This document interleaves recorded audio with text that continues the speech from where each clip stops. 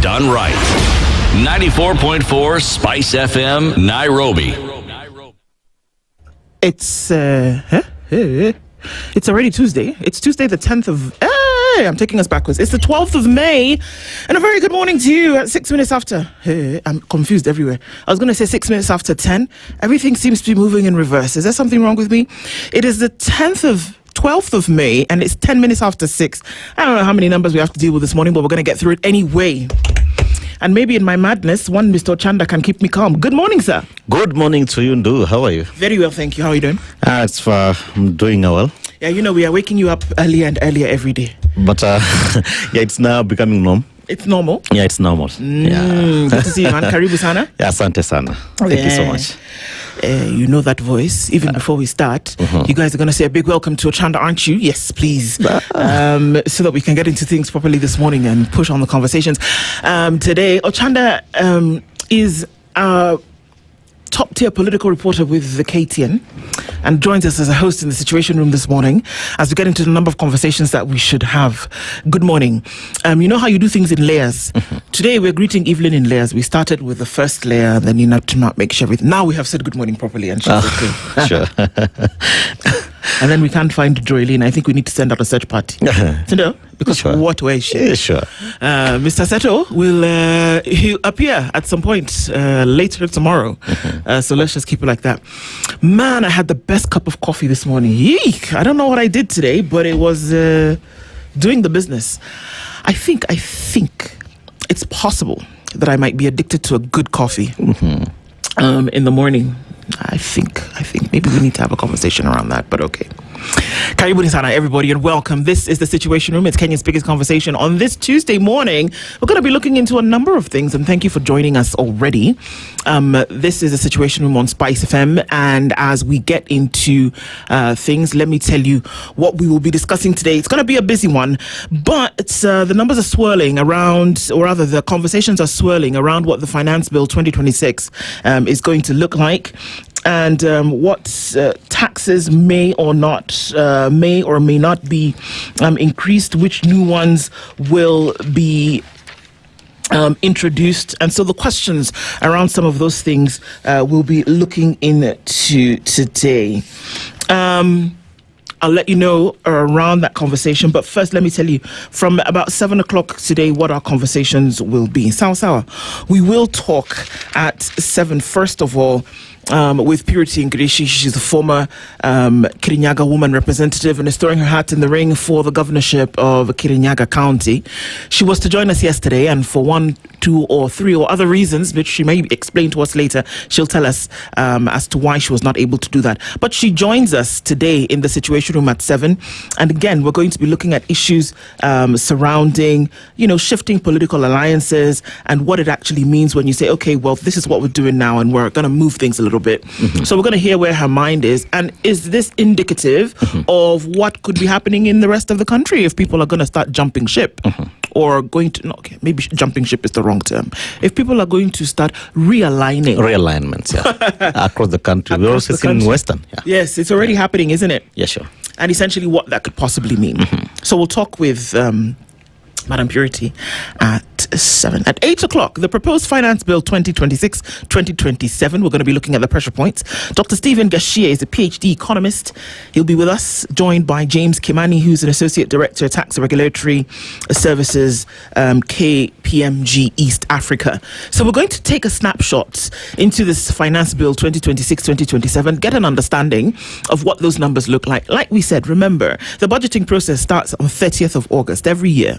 And this is about a month after, 2 months after the budget has been read by the Cabinet Secretary, the Treasury.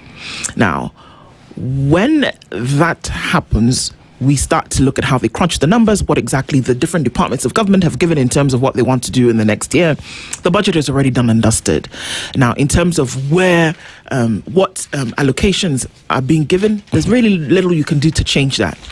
What there is that can be changed is now this conversation that we're having today about the Finance Bill 2026, because this goes to public participation. It goes back to Parliament for a little bit of debate.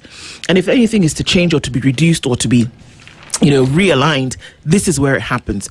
You can't realign something if you don't know what is in it. Sure. So let's have some of those conversations this morning with these two gentlemen around the finance bill. Some of those conversations are already popping off, so we'll look into some of those things. Sawa. No. That's the conversation that we'll have at 8 o'clock.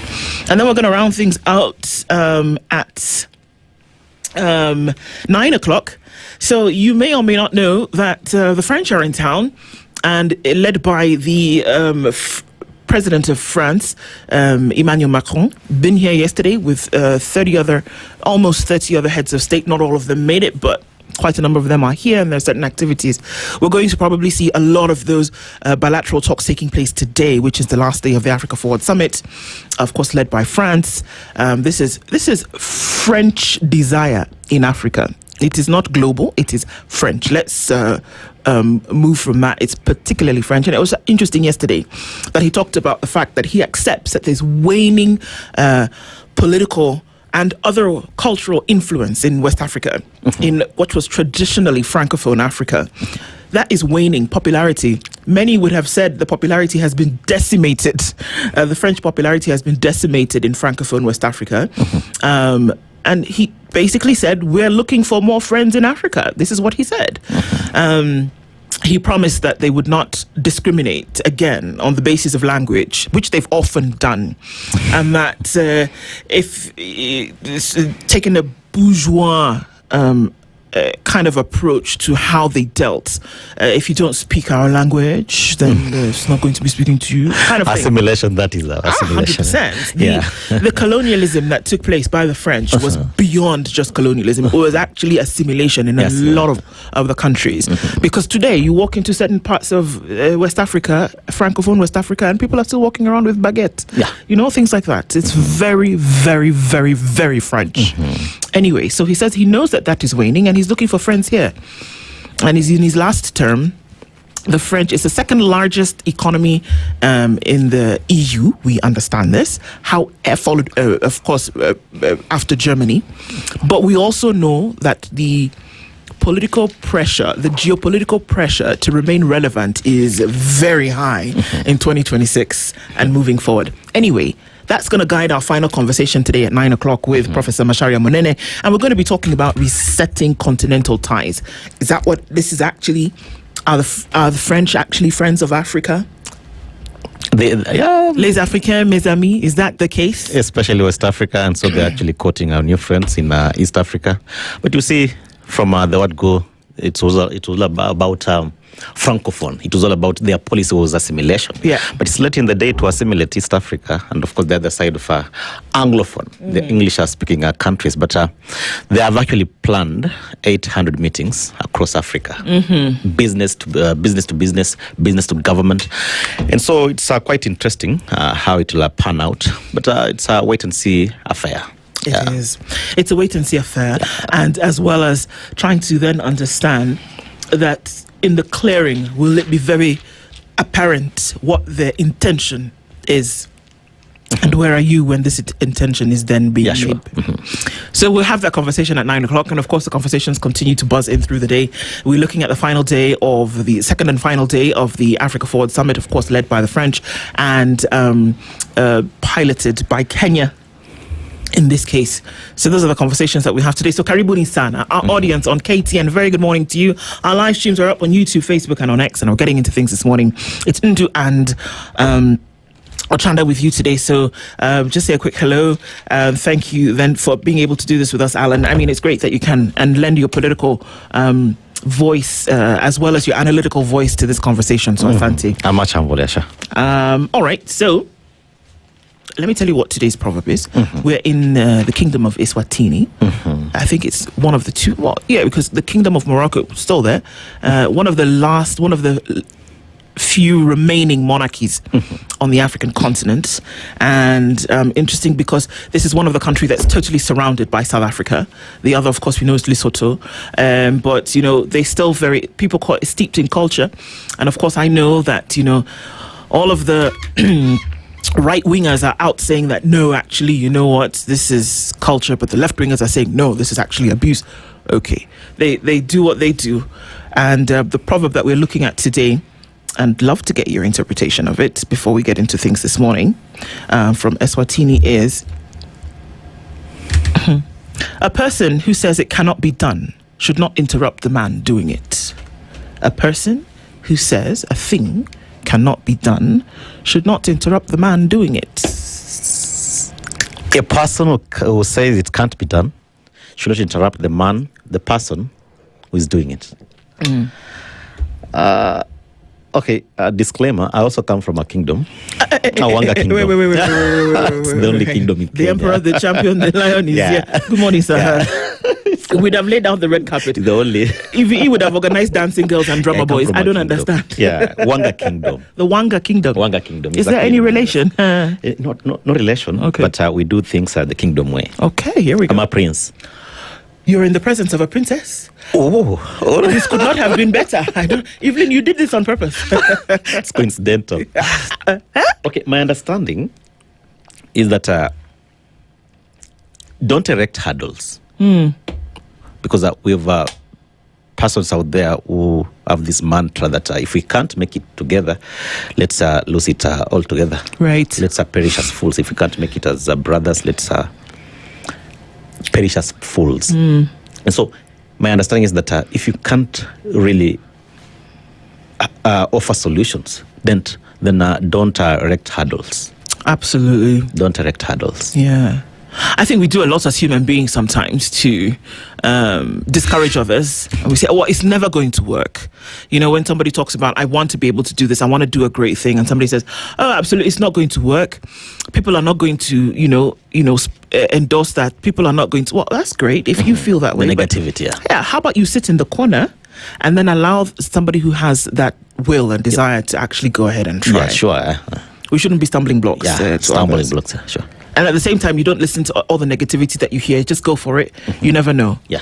As they say, shoot for the moon, you could land on the stars. Yeah, sure. Oh, that's a great one, I think. We're able to get through that this morning. All right, so I want to say hello to you guys. Like I said, our live streams are up across board. And then being able to say a big hello to you, Karibuni Sana. And getting into the Situation Room this Tuesday morning. A lot is happening. And there's a lot of buzz about, about town. But let's say a very good morning to you as you're tuned in today. And yes, we see you on X, Karibu Sana, thank you. And this is the thing that people do, I guess for the millionth time after the 7th year, no, we don't play music on this. Is talk radio completely. And so we have conversations around certain things and the entertainment comes in different forms. So Karibu, and thank you. So, are you tuned in? Where is it that you're tuning from? Let us know. We'll say a quick good morning to you as you get into the room this morning. Karibu Sana. Then as you do. All right. Kiaria Peter says, good morning, tuning from Mombasa. And you say, a high income doesn't make you rich. What makes you rich is your ability to manage and grow your money. It's ability and not what you actually have. Okay. Evans Dande says, good morning, tuned in from Rongo. Great, Ochanda. The Great Ochanda is what he's calling you. Yeah, the Great Ochanda. You're even agreeing. Great Ochanda. Yeah, I'm a prince. Come on. Oh, sorry. That's my crown. Okay. Thank you so much. Kimi says, hey, yeah, the link delayed Kiasi, but you're here and you said nothing good will come out of the KK government. That's your mantra. You're not letting that one go. We've got it. Leo, hello, Princess Nduh. Good morning to you. There's a prince in the house as well. So say good morning to Prince Allan Ochanda. And I don't think he's joking about that. So. Robert Mbogo says, good morning, tuning from Mombasa. And Dr. Venvik is also tuned in from Tudor in Mombasa this morning. So I know I say Tudor, but it's Tudor. Tudor. Exactly. So you know what is named after, right? Is that there was a house of Tudor in the British monarchy. And it was one of the different houses. I believe that it was not Princess Diana who was a descendant of the house of Tudor, if I'm not wrong. Anyway, it was one of the houses in the monarchy. It looks like everything we're talking about today is royalty. But okay. I just thought I'd bring that up. Yeah. Good morning, Kenyans, says Isakale. Good morning to you. Macron came to lecture Kenyans on democracy while clutching the old colonial map like a family heirloom. He discovered we can heckle presidents instead of worshipping them. That's what it was. National bad manners. Where? I don't know. I have my reservations about that, and I think I will keep them just that, reservations. But, basically, scold you, I guess, in one, and it rubs some people the wrong way, I guess. I had people saying, cannot come to my house and tell me how to operate. Good morning, Isa. Leo says, after being kicked out of West Africa, Macron has found home in Kenya with immunity from prosecution. Cry, my beloved motherland. Just like that. Batik in Naivasha. Batuk in Naivasha, there will be a replica. Batuk is Nanyuki. Is in Nanyuki. Nanyuki, yeah. Yeah. So you may be talking about something else, Leo. Good morning, guys, says Erica Ward. Good morning to you. Leomi says, Guten Morgen. Good morning to you. While Macron is shouting at us. They don't want to be corrected. No. No, don't correct me in my house. Manners. They said the Sahel, Burkina, Mali and Co. are building intra-country railways, regional banking systems and a common airline. Things are dire in Kenya. This is actually happening in Francophone West Africa. It is, where they're saying, okay, fine, we've relied on France for the longest time. It's about time we did it ourselves, and they're actually doing it. They claim their central banks actually domiciled in France, and so they don't claim. They are. Yeah. It's not a lie that a lot of their foreign reserves were domiciled in France. This is why the French economy took a hit when these 8, especially those specific 8 countries, said enough is enough. So give us back our money. We are no longer a colony, Asante Sana. So this is, look, guys, that's the reason why they're looking Anglophone. But am I going to hop on that issue? Let's talk about it at 9 o'clock. Yeah, 9. Lest I be shouted at to respect. Ryan Tulahoma says, good morning, Tuni from Nairobi, Kenya. Macron is yelling at Kenyans. It was so funny. The internet is divided. Some support him while others criticize him. People say, you know what, you can't have this thing where you are in a public event and then you're making noise and people are trying to, present something to you. I agree that there should have been respect for the performance. There should have been respect for the presentation. People should not have been making noise. And I'm going to leave it at that. How it was delivered in terms of the message is a totally different thing. But should people have been making noise during your presentation? No. Should the reprimand have come in the way in which it came? The jury's out. The jury's out. The jury's out, Ochanda. You don't want to be quoted. No, not today, Moses. Joseph Okondo says, good morning, Nduh and team. Tuning from Chuda in Mombasa. The French president had to reprimand Kenyans' audience for their lack of respect to others when making their presentations to a live show. Njeri says, French assimilation in Kenya now. Let's embrace them, but be extra cautious. Okay. Mtuflani, good morning to Binti Wamfalme. Good morning, Allan and the squad. Is Kenya getting goodies stolen from Francophone wealth? Sasa unaona vile umepeleka hii syllabus haraka sana, my friend. Ndio sana. For introduction. Mtu fulani. Yes, reading my mind. Roger Sly says, Hamjamboni, wanna spice. Good morning to you. Stanley Ngasha says, heckling 101. That's what was happening. Okay.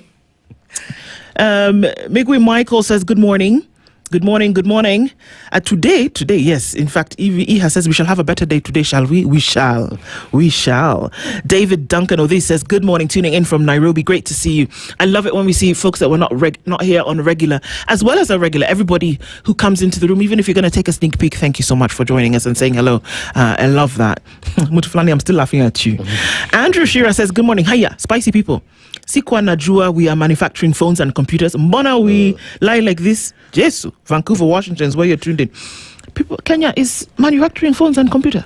No, we are yet to allocate that allocation. Lakini mliambia watu jana mnafanya hivyo. Maybe it's a slip of the tongue. Slip of the tongue. Slip of the tongue is when I say it is 12th May, is 10th May when it is 12th May. 12th May. That's slip of the tongue. Slip of the tongue, Ochanda, is not when I say that. Allah. I'm lying. Me now. I'm saying no, me. You are not lying. Oh, okay. No, you're not lying. I'm not lying. I'm saying you're not lying. Okay. maybe confused assembling and manufacturing. Oh, right. You see now, that could be a Freudian flip where there's a confusion between manufacturing and assembling. Yeah. Okay. Yeah. Okay. Sindo. Benefit of doubt. Yeah. Let's always give the benefit of doubt. Andrew, Sindo. Okay. Smoky Bandit says, good morning to everybody. Good morning to you, my prince. I'm here too. Good morning, ladies and gentlemen. Another prince in the house. Royalty everywhere. Royalty, good morning. Come. Karibu sana. Auma Oyamo says, good morning. Good morning to you. Karibu sana. Thank you for being here. Andrew says, someone tell Macron. Oh, you've called him Macron. With or without cheese. Kenya, we don't bow down to crap. Ooh, shouting at us won't work. We are Kenyans and Kenya is our business. Oh, lolo. I'm Chucky Kwambia make noise during a presentation. Good morning. Please wish my mom happy birthday. She's turning 40. How old are you? Okay. Well, happy birthday. Yeah. Happy birthday to Jamil's mom. Tell us your mom's name and we could maybe do a little thing for your mom. It's possible you could be half your mother's age. Very possible.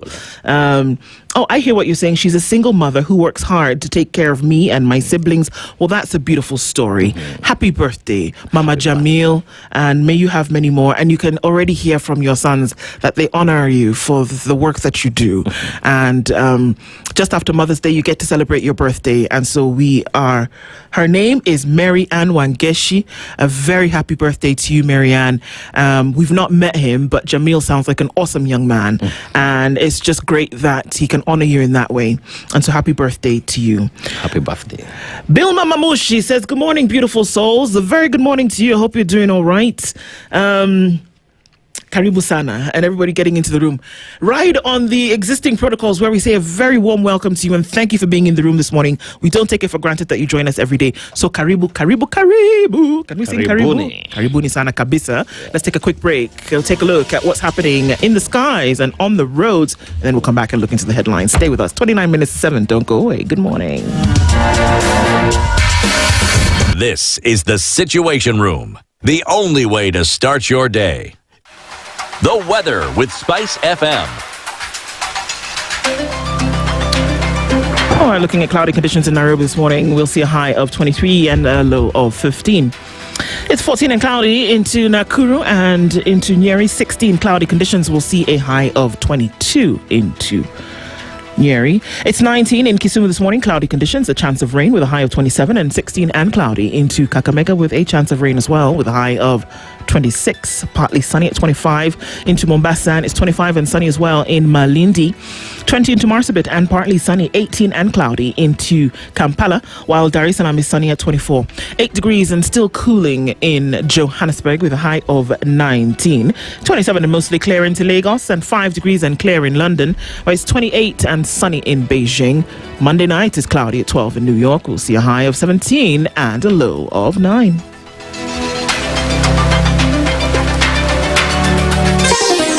Chilled Spice.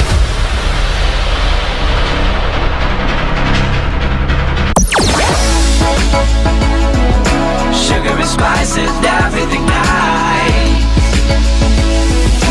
SpiceFM. Spice up your life. Traffic. All right, if you're coming off of Thika Superhighway this morning, there's already traffic inbound to the city. It's also busy coming off of Outer Ring as you get through towards the city centre. As you get onto that Pangani underpass, the tunnel will take you through towards Murang'a Road on one side and onto Wangari Maathai on the other side, if that's the direction that you're going into. So there's a smidgen of traffic right there. We're not seeing the craziness that we saw at this time yesterday morning, but we're going to keep an eye on all of this because there's still some people getting into the city, finding their way at different places, and traffic will going to be lower movement on different parts this morning. As you come off of Ngong Road this morning, it is busy. Langata Road, a little bit of busyness as you get then towards the junction that'll take you towards Raila Odinga Way on one side, joining then with Ngong Road on the other side. If we look at North Airport Road, a little bit of traffic as you then head towards Embakasi, and also then coming in from Outer Ring on this other side, Mombasa Road then towards the city. Not too bad this morning. We're going to keep an eye on all of this. Keep it moving. Let's talk Spice FMK, EonX, hashtag the Situation Room.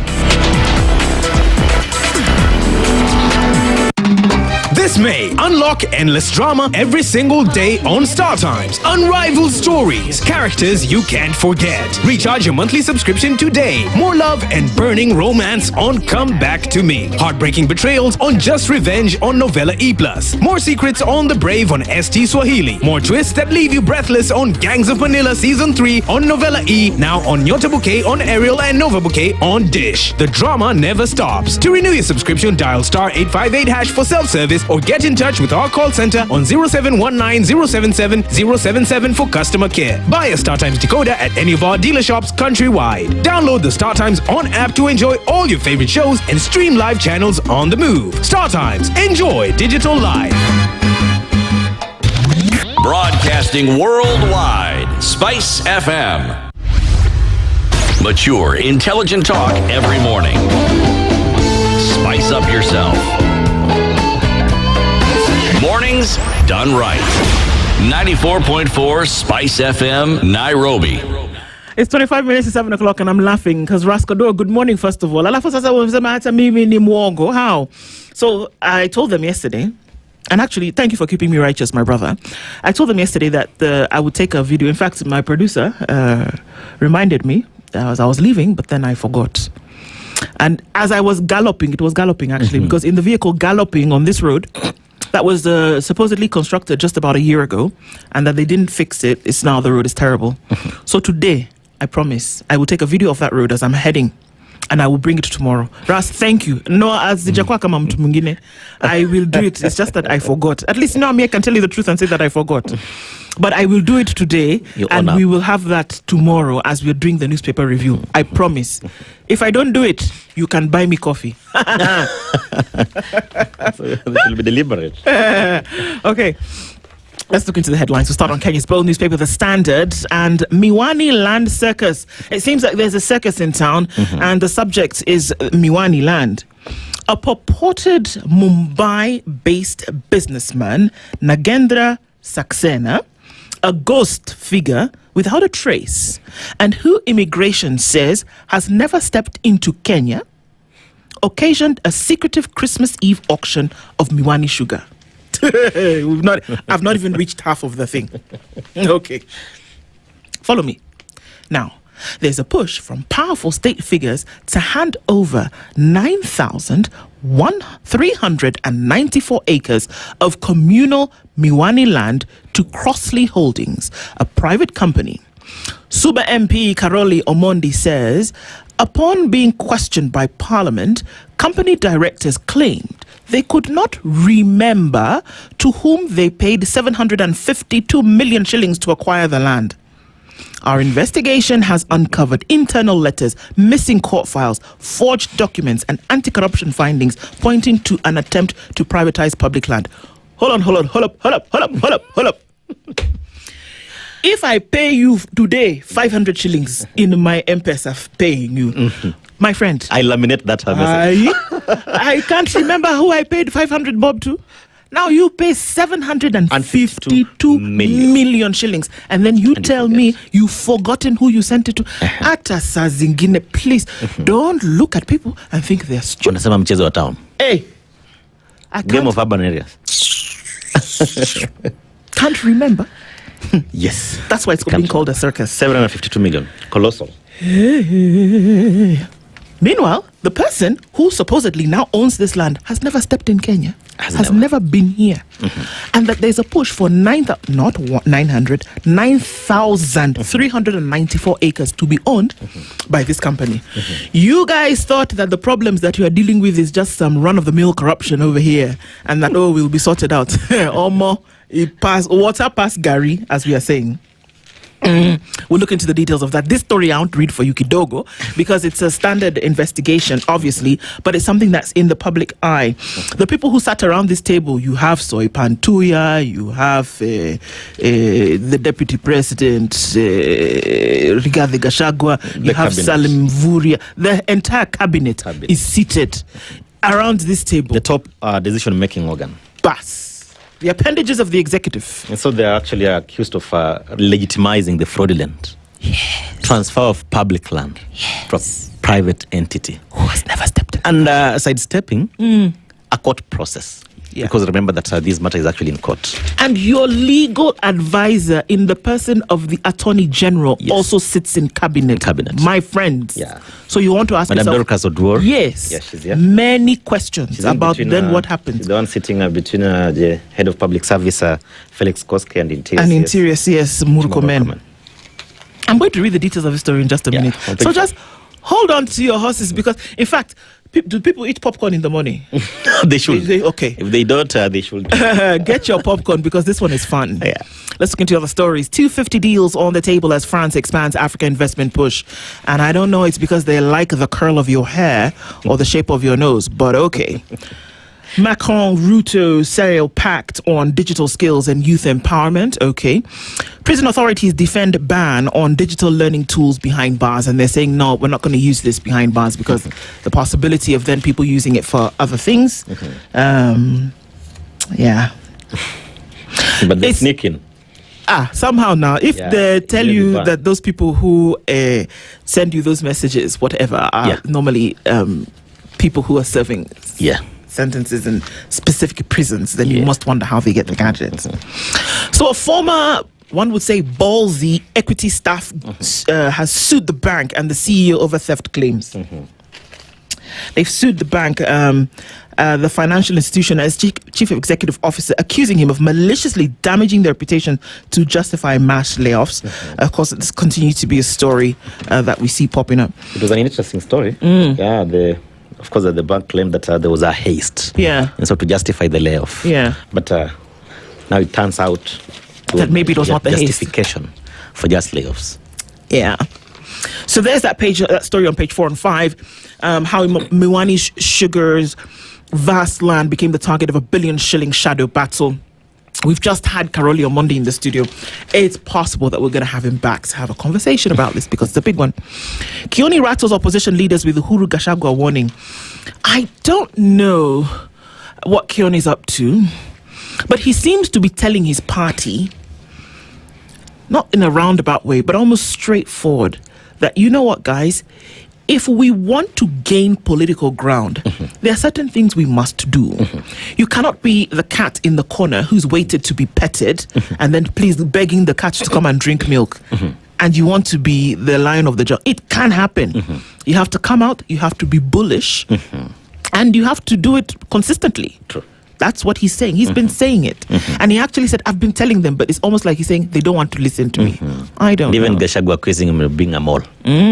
Last week, yes, he did. On record as saying that Kioni is a mole in the opposition. And so how it pans out, because maybe the boiling point might be Olkalau by-election, because I remember that Jubilee has had a footing in Mount Kenya. DCP is fairly young. It's actually one of the youngest parties in the country, and especially Mount Kenya. But it's now sort of bullish. It is. By virtue of its leader. Because of Gachagua. Because of And Gachagua. this is what Kioni has been saying. He's been saying coming no. up. There's nowhere he has not gone. Inside somebody's house to serve tea, he will go. He will. Inside where the forest, he will go. So he's basically saying, what is stopping us, Jubilee, from doing the same thing? Well, Ruto signed sweeping economic reform laws, and we saw some of these coming out yesterday. We'll look into the details of that. Of course, they'll come up in our conversations. Omari is a lawyer. His name is Danston Omari. He's now on the spot for filing a case without a complainant's consent. Okay. That's fun. Do you wonder if they had a conversation and maybe it was not documented? I don't know, man. Okay. It's interesting. The Kenya National Examinations Council is set to roll out digital exams next year in a push to modernize learning. Digital exam. Hey, okay.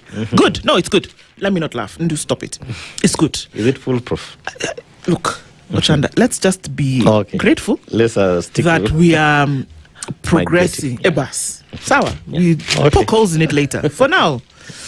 WHO boss moves to calm global fears over hantavirus outbreak and says, no, people are already talking about lockdown. Hapana, tukuna kazi ya kufanya bana. There's no lockdown that's happening. The Kenyan survivors of Ukraine's deadly drone war, a burial without a body for a man who died in Russia. These are some of the stories that we're going to see. I remember during the terrible Ethiopian Airlines crash, and one of my friends who passed away in that crash, we had to bury a banana. We had to bury a banana stump because obviously there's no body. And we see that happening again. It's symbolic, I understand. The mock burials. Had to bury somebody. Just move on for closure. Indeed. Yeah. My friend Jahira Gitahi has written an article in the opinion pages today about the Shah debacle and says Kenya must reject donor-driven policy templates. They give you the money and so they decide how you're going to be able to do the thing, and she's saying, come on, no. Can't happen like that. They dictate the rules. Yeah, and they're saying no, it can't happen. The opinion pages are going across board. We're talking about AI by Bruno Tiato on the next page. So get yourself a copy of the Standard, and you can't if you run to the streets and they're all sold out. The Standard e-paper is available for you. Have the news in your pocket. Okay, sir. Over to the Nation or the Star. Which one do you have? Well, Nduh, the Nation. Of course, the top story. The headline, CCTV, phone data to nail priest's killers. Remember that the priest who was killed in Nakuru, that's Julius Ndumia of the PCA Church. That's a Presbyterian Church of East Africa. His killing, his murder has actually really sort of been now turning into political fodder. Remember that the former DP, Rigathi Gachagua, yesterday and of course the days before, he's been accusing the security agencies of sleeping on the job and remaining tight-lipped. This is not an isolated case. Remember that there's a priest who was also killed in Elgeyo Marakwet last year. Yes. And so if he says that the clergy must be guaranteed of their security. So maybe we wait for the word from the security operators on whether they'll be nailing, because they're saying that 5 days later, signal from the stolen mobile phone led detectives to 2 suspects. During the cleric's burial yesterday, speakers demanded that police make public CCTV footage. Yeah. So maybe this is aimed at corroborating the available evidence, because if at all that place is installed with the third eye, and the phone data is available, of course, just drawing triangulation, then this may actually help in nailing those who are responsible for the murder of the cleric. Indeed. On page 2, that story has actually been given a lot of space there. We can see it's quite political, especially on page 3, Gachagua and Kindiki clash in court over Ruto's call to doctor. Yeah. Quite interesting. Very interesting. Yeah, I covered this story on Thursday. Tell us. Dr. Dan Gikonyo swore an affidavit, of course, detailing how Rigathi Gachagua was admitted at the hospital and linked President William Ruto, saying that he called him to inquire about his embattled DP then. Because remember that Rigathi Gachagua was just about to be cross-examined at the Senate before he fell sick. He was rushed to Karen Hospital. And so the doctor who was dealing with him, the cardiologist, is coming out because of course when you swear an affidavit, it means that it's the truth. It's the truth. If it turns out to be a lie, you're actually liable in court. But Kindiki, who succeeded Rigathi, is now turning out and really challenging that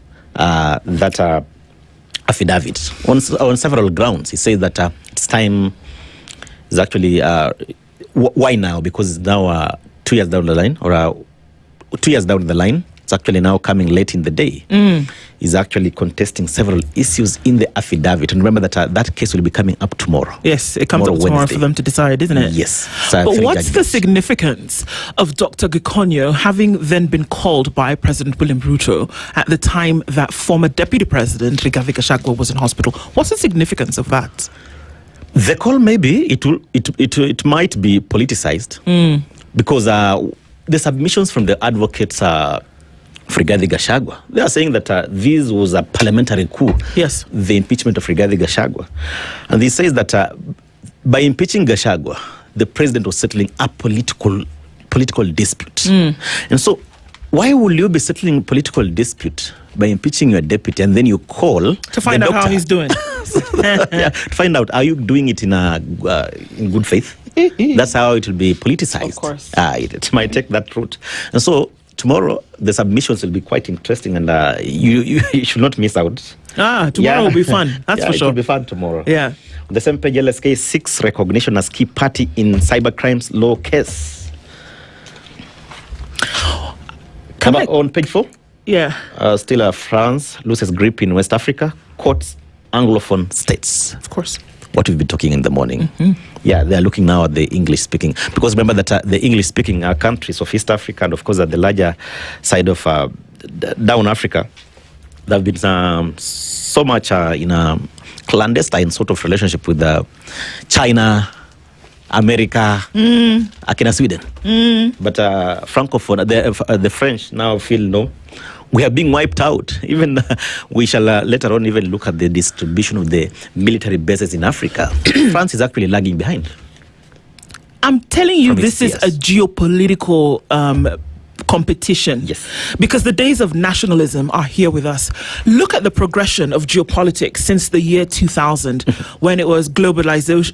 There was the year 2000, we've crossed over from the 90s, and then it was globalization 2.0. Just getting into high school maybe, and then you thought, okay, here, the world is trying to be a global village.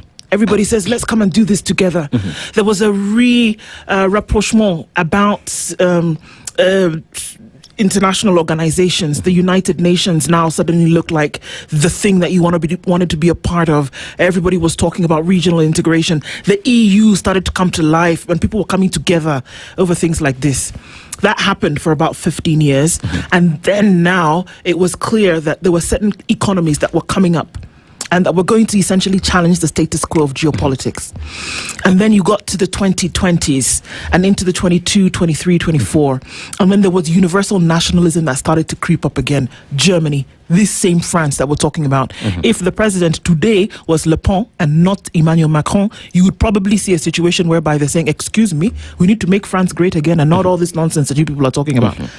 Really depending on who the leader is. But look at how the world has changed, where we went from globalization, where people like Thomas Friedman were talking about the world is a village, a global village. And now, where people are saying, no, there's got to be a man on top, and it has got to be me. The people that they're going to use to do that is us. And that is exactly what they're doing today.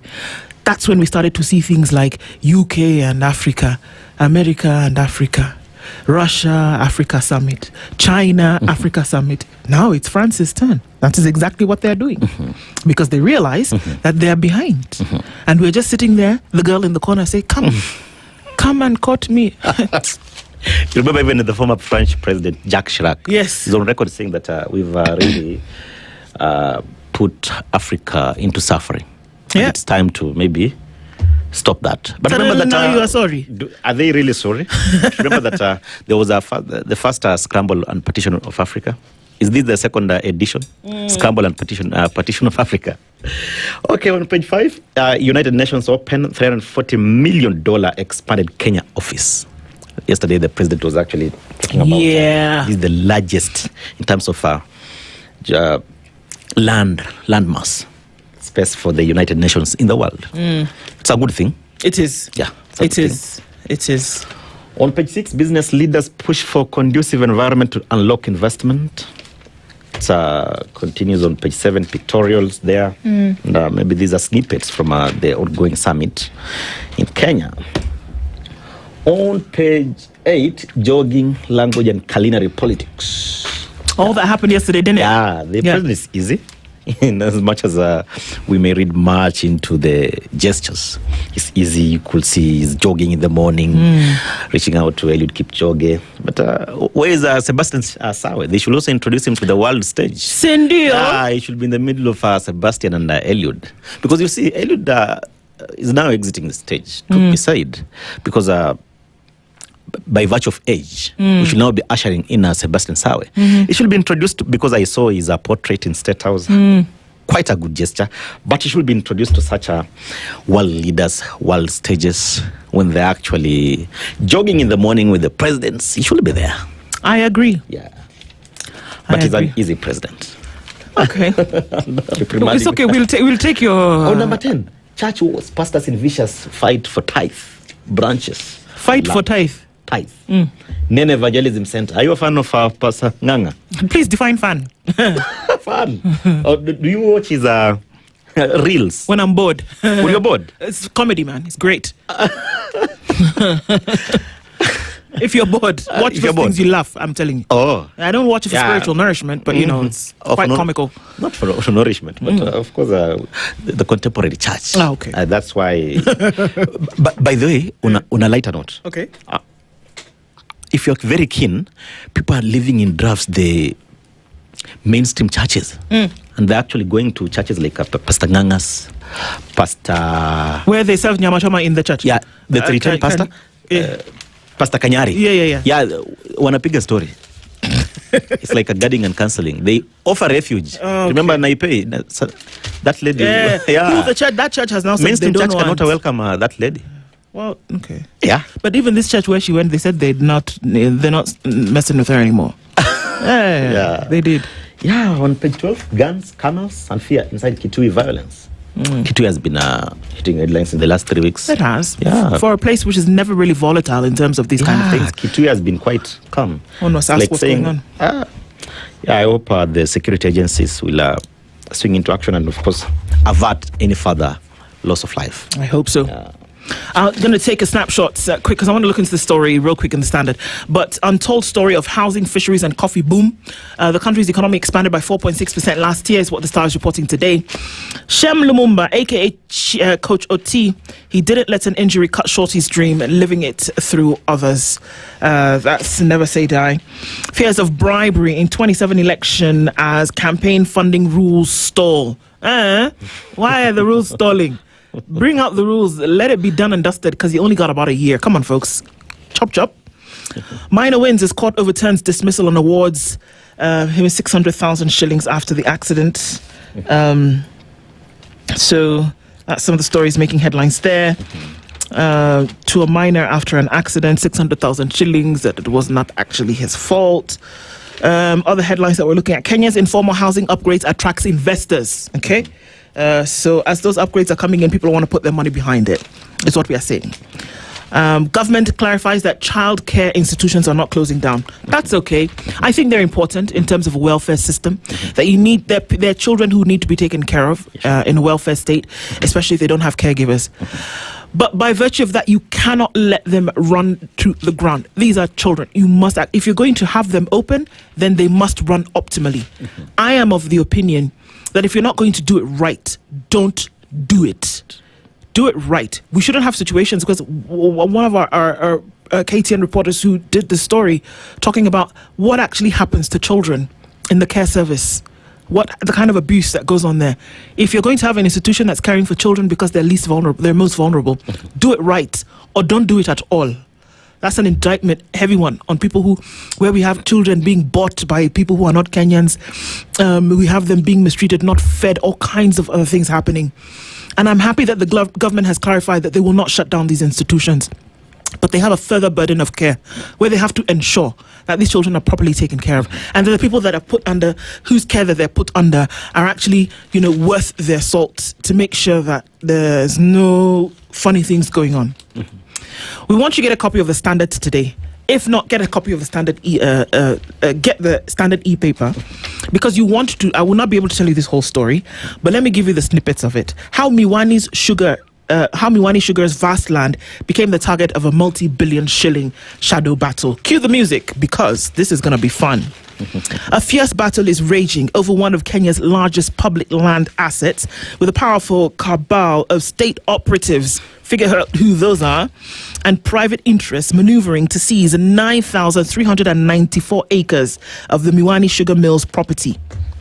Internal government correspondence and court documents have exposed a bid orchestrated from the highest levels of the executive to legitimize a fraudulent land acquisition and transfer a colossal public asset to private hands. At the center of the controversy is a contested title deed held by the obscure Kisumu-based company Crossley Holdings Limited, which investigators have described as being a fake title deed and has rose from a questionable auction and a void court judgment.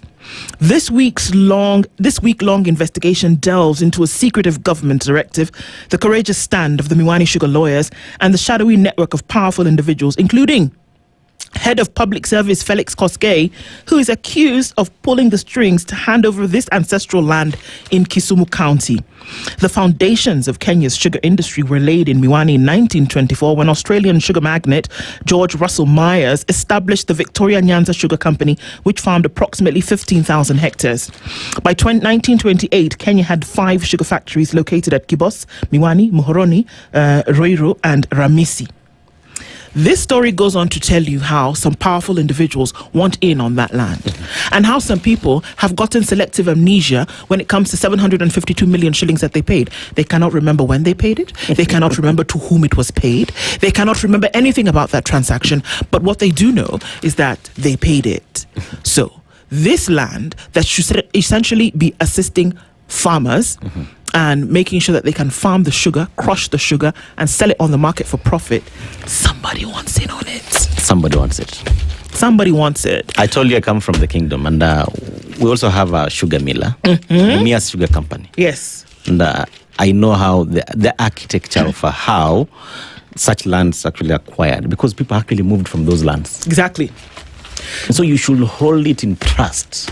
You should not transfer it. You should not legitimize. You should not aid and abet its loss. Get a copy of The Standard. Look into that story and see who's pulling what. David Ogongo's written the story, a week-long investigation. You want to get a copy of that. We'll continue with more. Good morning, 7 a.m. The latest news from around the world. 94.4 Spice FM.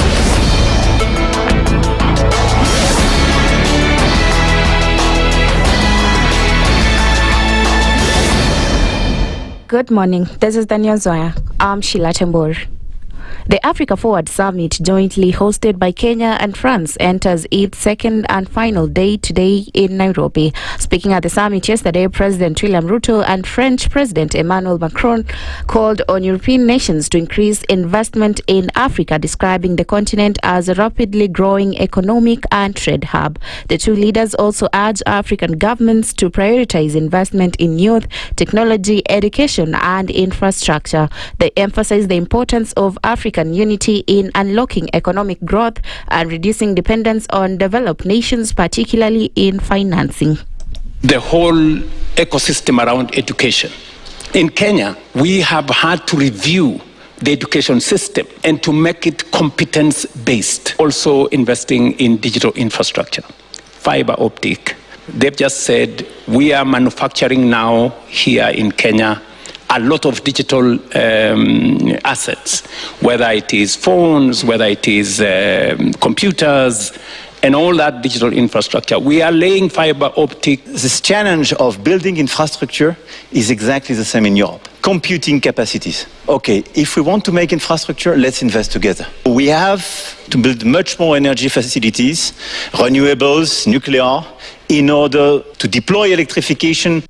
France has also positioned itself as a key investment partner for Africa. Through the continent, how to educate and train more and more talents to make sure that they will be trained here in the best education system, with the best partnership, and they will stay and help the country to develop and help the continent to develop. And the government has pledged to cover medical and funeral expenses for families affected by the gold mine collapse in West Pokot County on 8th May, which claimed at least 15 lives. Speaking after visiting affected families in the Ramos area, Interior CS Kipchumba Murkomen conveyed the government's condolences and acknowledged the important role women play in supporting communities. Murkomen also urged small-scale miners to adhere to safety regulations as the government strengthens oversight of the mining sector. Kupoteza watu 15 sio rahisi, na pia kwamba kati ya wao 15 tulipata kwamba 12 ni wamama, kumaanisha ya kwamba wamama ndio nguzo ya familia na walikuwa wanajitafutia kujaribu kulinda familia zao. Hizo familia 15 wenye wamepatwa na msiba, mimi nataka kusema poleni sana. Pole kutoka serikali ya Kenya na pole kwa kutoka Mheshimiwa Rais. The Interior CS assured residents that the government will address challenges facing the area, including limited access to essential public services. He also encouraged residents to support ongoing disarmament efforts to promote peace and unity. Mlikubali mambo ya kutoa bunduki? Mlikubali mambo ya kutoa bunduki? Mimi nataka kushukuru wananchi kwa sababu wanashikana na security officers tuondoe bunduki ili watu waishi kwa amani. Ninafurahia kwamba nyinyi mnaishi hapa wote, kuna Pokot hapa, kuna Turkana hapa, kuna Jaluo wako hapa, kuna Kisia kwa hapa, kuna Burundi wako hapa, na ninakaa mnapenda Burundi sana. Hapa tunataka wananchi waishi pamoja na kufanya biashara. Tunataka kuhakikisha bunduki zote zimeondolewa na kupelekwa kwa polisi. Murkomen also urged residents to register for national IDs. Kuna watu hapa walienda kwa mama ya busaa, wakaambia ashike ID apatie yeye chepkawa moja. Sikuna watu kama hawa. Tumekubaliana?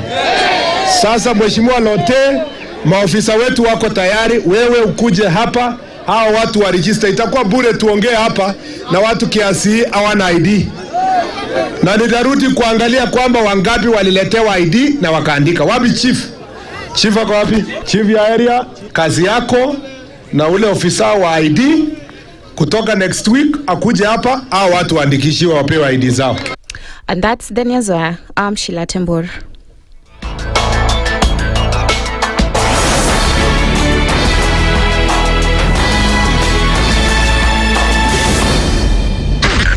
SpiceFM, Nakuru. The following takes place from 6 a.m. to 10 a.m. every weekday on SpiceFM. Parliament has got powers.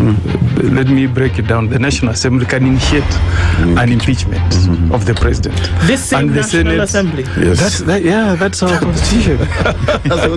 This is just a continuation of the previous administration, which Ruto was part of. President Uhuru himself openly said that we're losing 2 billion daily. Daily. I mean, come on. Are you saying that we don't have a central bank? If we look at Kenya, both public-private sector, that figure is ranging between 30 to 40%, right? I think it's clear that the government of Kenya is living beyond its means. This is the Situation Room, the only way to start your day.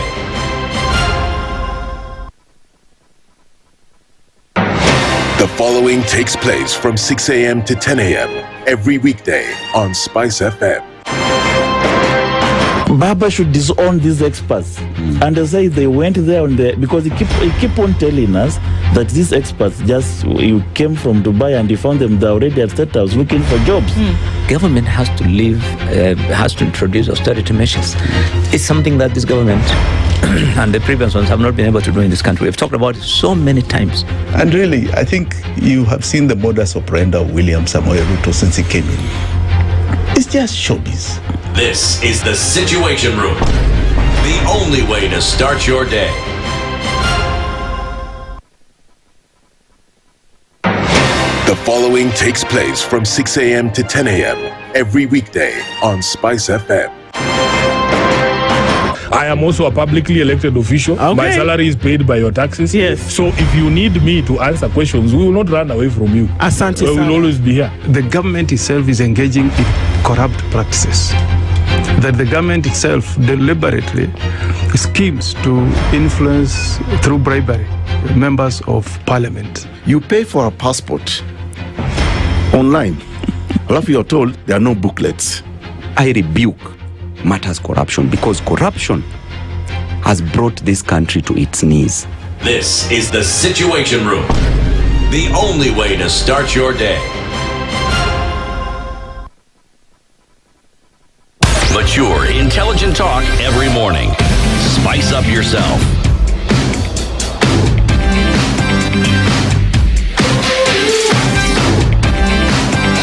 Mornings done right. 94.4 Spice FM, Nairobi. It's 8 minutes after 7 o'clock and into the second hour of the Situation Room this Tuesday morning. It's the 12th of May and we're getting into and continuing with our conversations this morning. Nduh, Okoh and Allan Ochanda with you today as we get into what we're going to be looking at this morning, and very lovely to have you in the room. Our audience on KTN, Karibu Sana. Our live streams are up on YouTube, Facebook and on X. Great thing is that as you go about your business, you can plug into the conversations.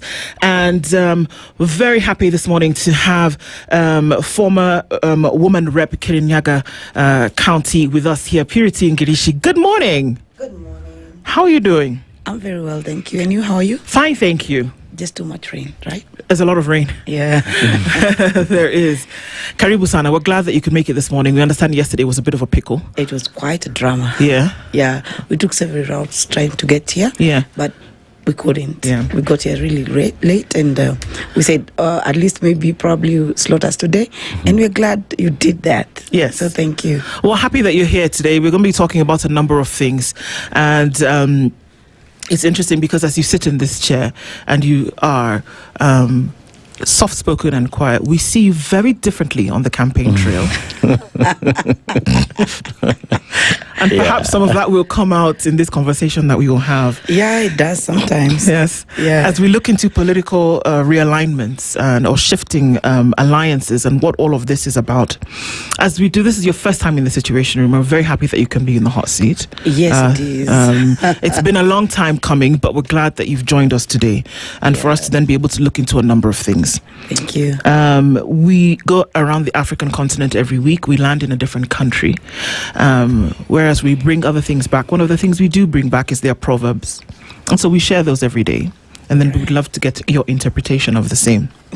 This week, we're in the Kingdom of Eswatini, formerly Swaziland, but that has been changed. There's a lot of culture that has been withheld by changing that name, or rather that has been held onto by changing that name. The proverb this morning is this: a person who says it cannot be done should not interrupt the man doing it.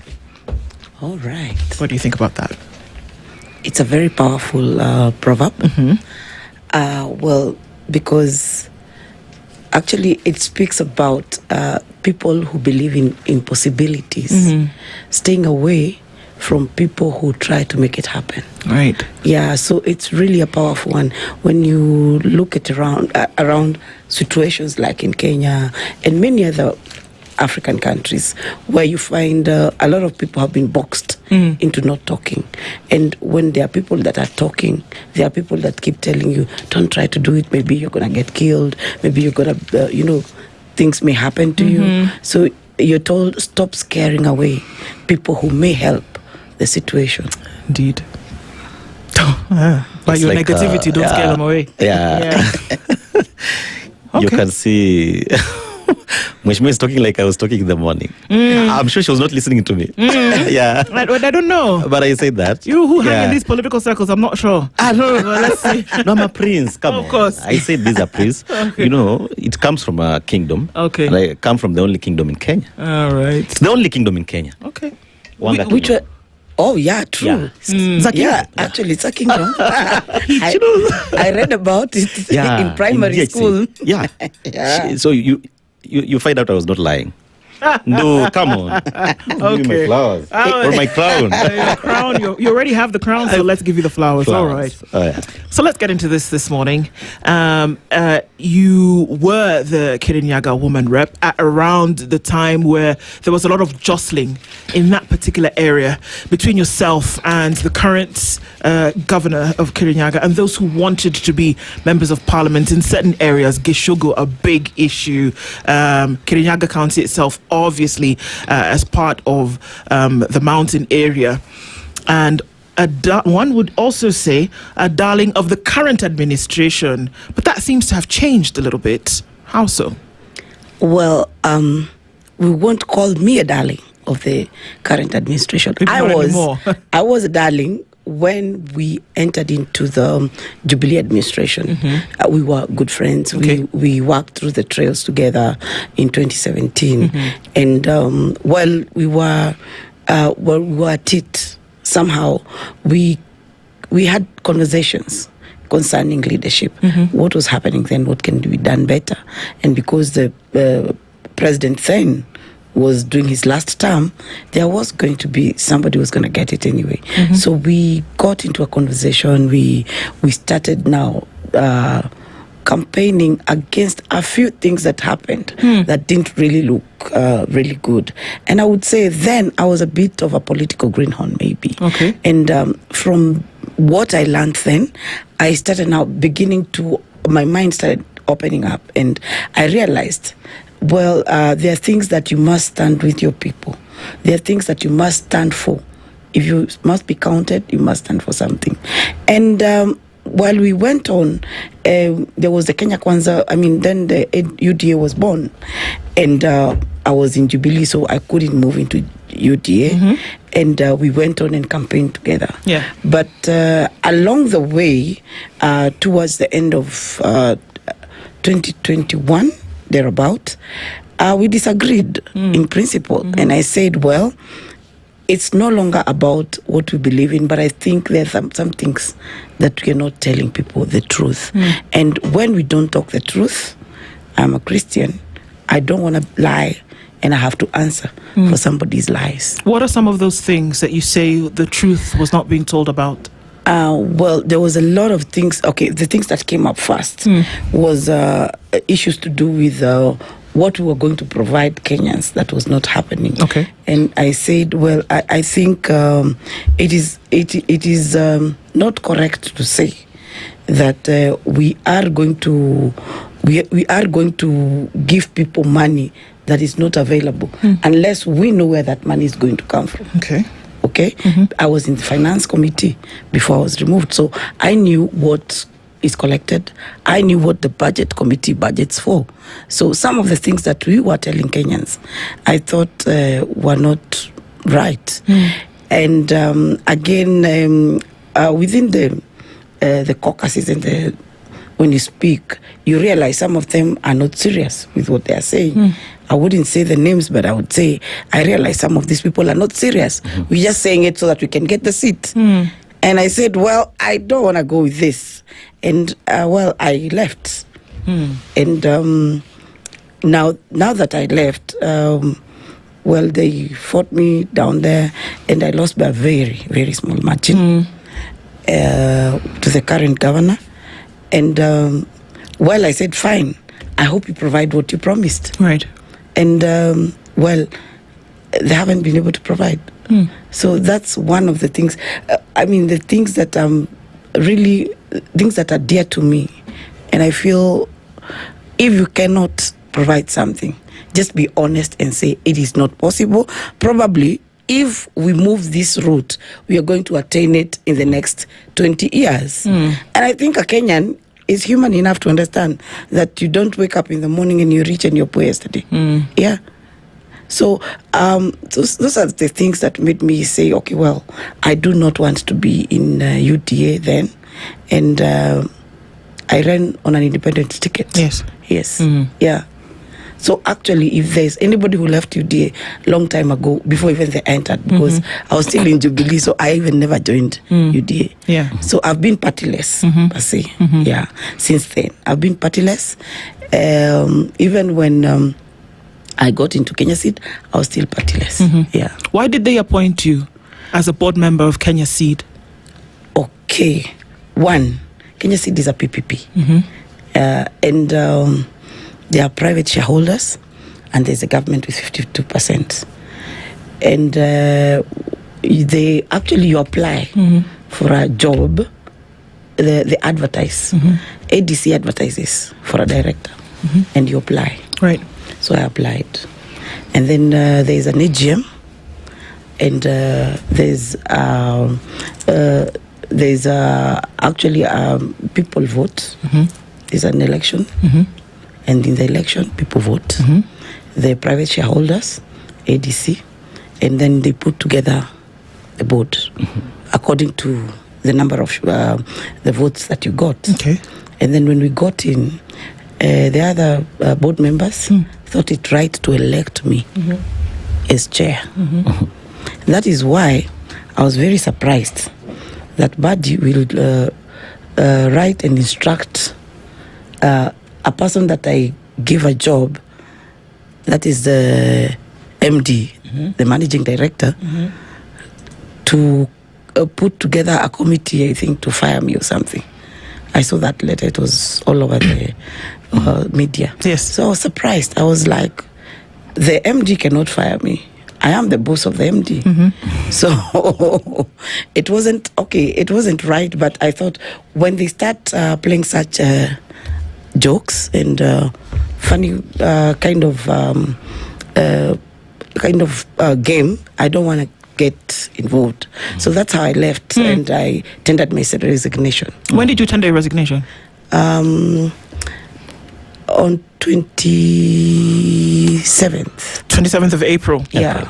Did this rescinding of your position have anything to do with the political announcements that you had made just a few weeks before that about your direction in the upcoming election? Incidentally, I have not agreed with the current administration on a lot of things right from the beginning. Okay. Especially during the Gen Z issues. You will see me in churches and in places, and I spoke very clearly, and I said I am not going to support. Police are trained to take care and guard Kenyans, our interests, and they should not at any one point kill any Kenyan, because we have police cells, we have jails. If somebody has stolen, if somebody has broken into anybody's business, there are normal. There's normal route that is taken. There is law. We're not in a banana republic, so there is law. So they were supposed to arrest and take them to court, and everything will follow. So I never agreed with the current administration on a lot of issues.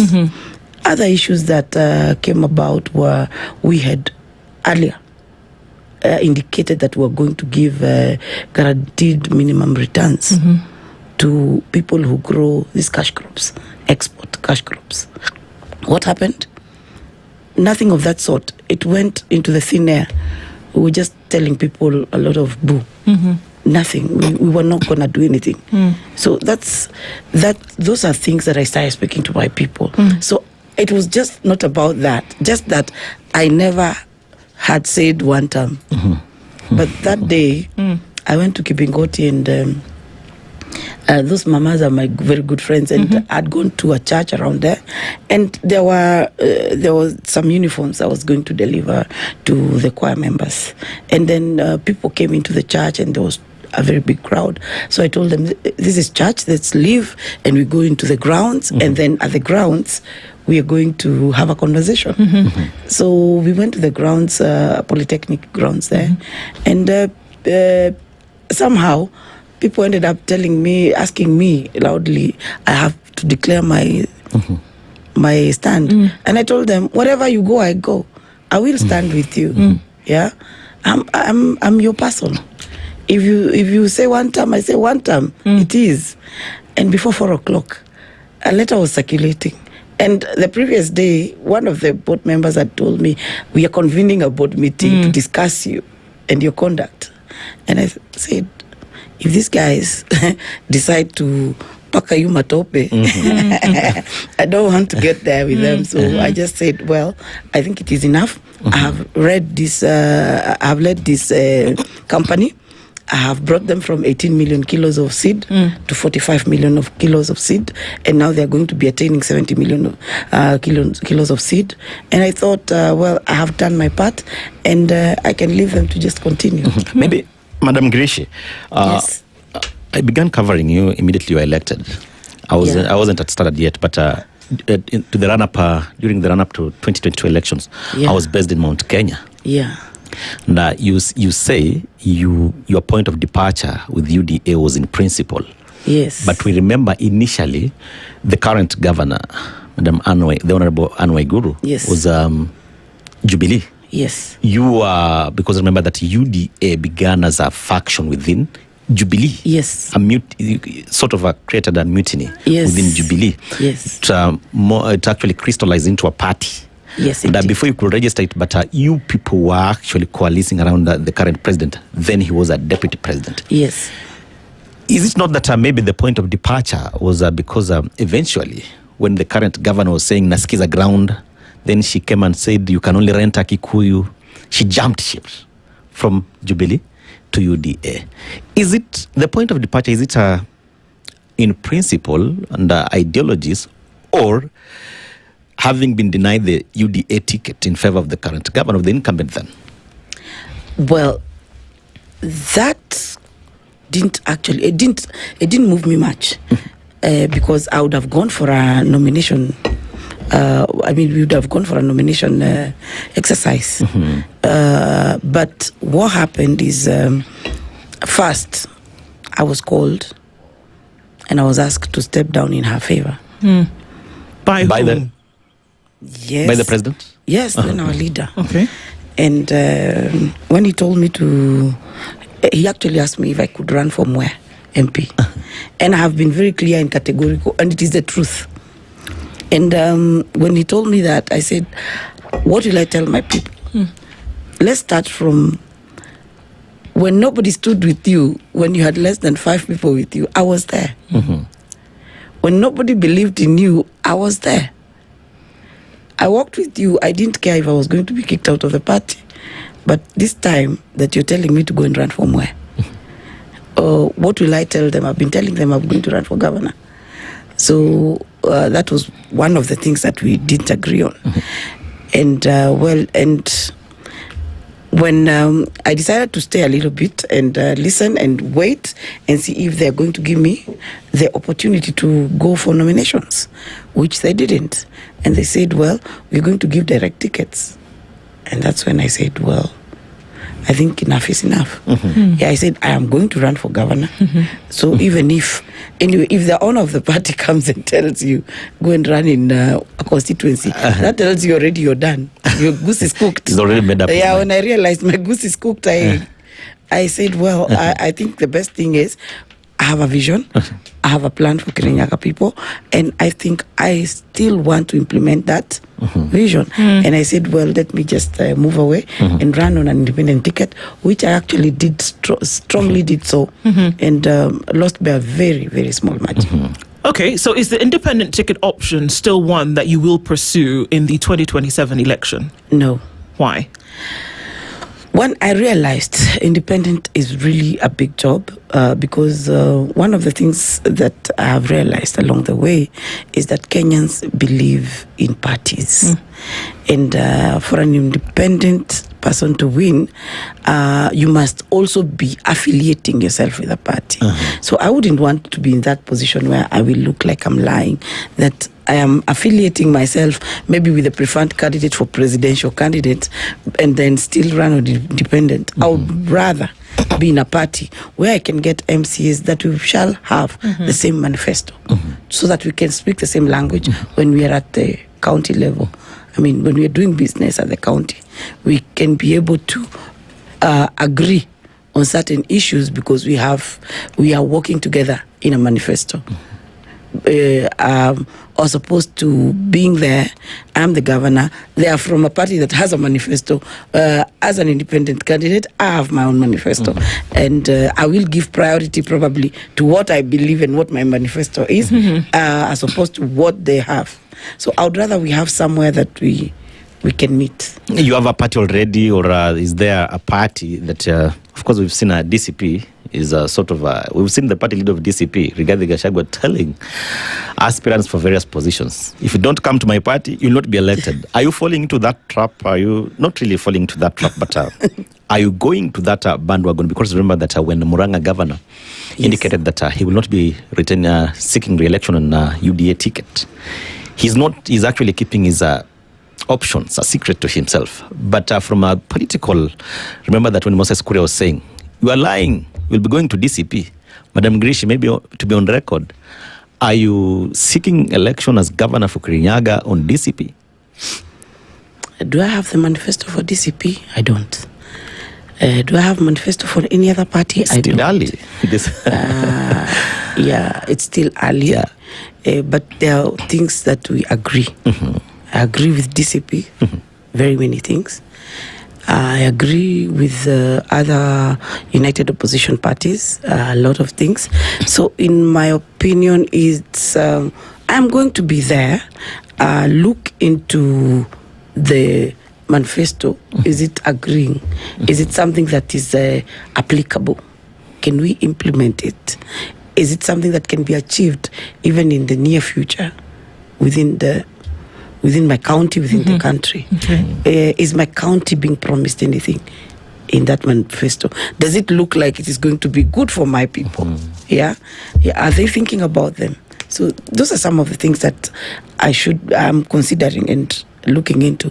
But one thing is sure, that the people in Kirinyaga County, I will not talk about other counties, but I will tell you for free, in Kirinyaga County, the people have decided that the current administration is not with what they want, is not taking them the route they would have taken, the route they would have wanted to go. it's not helping.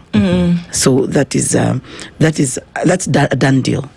And to take that into consideration, that not too long ago, the people of this county seemingly agreed with what the current administration was selling, and they took it hook, line and sinker and went with it. What changed, if anything, over time? Is it the same thing that changed for Purity Ngirici, where she said the things that we were promising these people, it was not going to happen? You said that you could see from the get-go that you were lying to people. I listened to internally. I listened internally. And I realized we're just giving a story. It's a song we're singing. It's not a real song. It was a lie. A lot of it didn't seem... that you can say it. It's okay. This is a safe space. That if it was a lie, it was a lie. Purity. It's something that won't work, and that's why I left. Okay. And other people actually ran into it because it's where people were at that time, and it's what had been sold, and it's what that had been bought at that time. Okay. And I parted ways, and I went and told my people. Okay. That some of these things are not a reality. And will never be realized. You better change. And that's how I lost a few of the votes. Actually, before I left UDA, at that point, I was doing, at the opinion polls, I was doing 80%. And after I left, that's when it went down to 49. That's where I had 49.3. I think Nduh Guru had 49.5. So we disagreed at a very, I think it was 47.3 and half, 47.5. And in our disagreement, my disagreement with the party, people didn't believe what I told them. And these days I'm going and telling them, remember I told you that I was inside there. And when I'm out here, I'm telling you the truth. It is not all rosy. And now they agree when I told them that we promised you 300 shillings per kilo of coffee. And you will never get it unless you have this is followed. Yeah. And of course it is not followed, and it's not going to happen with this administration. How much are the folks in Kirinyaga getting for a kilo of coffee? 157. 157? Yeah, that's the highest, I guess. You mentioned that this administration is not working for the people. Let's just zero in on Kirinyaga, because that's the point of interest here for now. Because what you can look at in the county then is possible to be extrapolated as an idea for the rest of the country. Yeah. You said that some things things have not worked. Yes. What are these things that have not worked? Departing from the previous administration that helped the rice farmers, when they did Thiva Dam, it was to increase the production of rice. When they got, when Kenya Kwanza got into the space, there was one small dam remaining in Kandongo that had not been finished. Up to date, it has not been finished. So there's no increase of rice farming. That said, there is rice still. The previous administration was able to purchase rice from the farmers at 90 shillings per kilo, so that it could be they could be able to dispose it, so that the farmers could go on farming and have money. Right now, as we speak, due to the duty-free rice that came in the last 3-4 months, rice in Mwea is being bought. They're selling, the farmers are disposing it at 65 shillings per kilo, which is way below their production cost. Yeah. That's where I was born. That's my home. It's painful when you see farmers who had been doing very well now are doing so badly. They are crying. Those are some of the things that will make me... Is it because the market is flooded with the... Yeah, the flooding was... Yes, the flooding was an issue, because the rice that was brought from outside, duty-free, was almost similar to what we grow there, the pishori. So what has happened, people are going for this one, and our pishori has been left. Okay? Again, we had Kemri that was being built in Mwea. Yeah. What happened to it? after the previous administration left, the Camry is just there lying. Not finished? No money. Yeah, nothing has been, no money has been put to that Camry, okay? Allocated for the moving forward with the building. And it was supposed to be the cancer center. It was supposed to be a big hospital. It was supposed to be a research center. It was supposed to be everything, many things. And the Kirinyaga people had given a whole 100 acres, you know. Moved to tea. Instead of reducing the number of levies on tea, they're being increased. How will I clap? Roads that were done by the previous government, I'm just hearing them saying that they're doing roads. Where? Because Kirinyaga, there are places the previous government left like 3 kilometers. A stretch of 3 kilometers? Yes. A stretch of 3 kilometers is what was remaining after they'd done maybe like 30. The 3 kilometers are still the same. The thing about this government is just about promises. I do not want to promise anybody anything you am not going to deliver. Just promise what you can deliver. That's what I say. Okay. So there's a place where devolution and its practice through governors and the members of the county assembly meet at a crossroads with national government and policy. Yes. So whereby we know what devolution was meant to do in the constitution, whereby you decentralized government and that there's certain operations and that you allowed certain regions to control so that you would then bring about development and that you could then now move economies to an extent. Yes. But that doesn't take away from the executive policy position of government. Yes. So how would it change with a governor in place to say, for example, that whereby government policy through the Ministry of Agriculture would be to make food available for the country and would import a commodity vis-a-vis county government that is trying to ensure that the livelihoods of its people through activities such as farming then is protected. The two must meet at some point and create some kind of equilibrium. How would a county governor be able to deal with that issue, which is political, but it's also policy? How then do you say that so that the people can be kept happy then to say, yes, it is Purity that is making sure that this is done? How would you do that?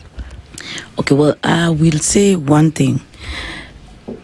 When you talk about policy on like food production, it has been very clear that the county government, the agriculture is devolved, whereby the county government is supposed to take care of the farmers within the county and make sure that their produce is well guarded, especially when it comes to infrastructure to get the food stuff from the farm roads, the in-farm roads.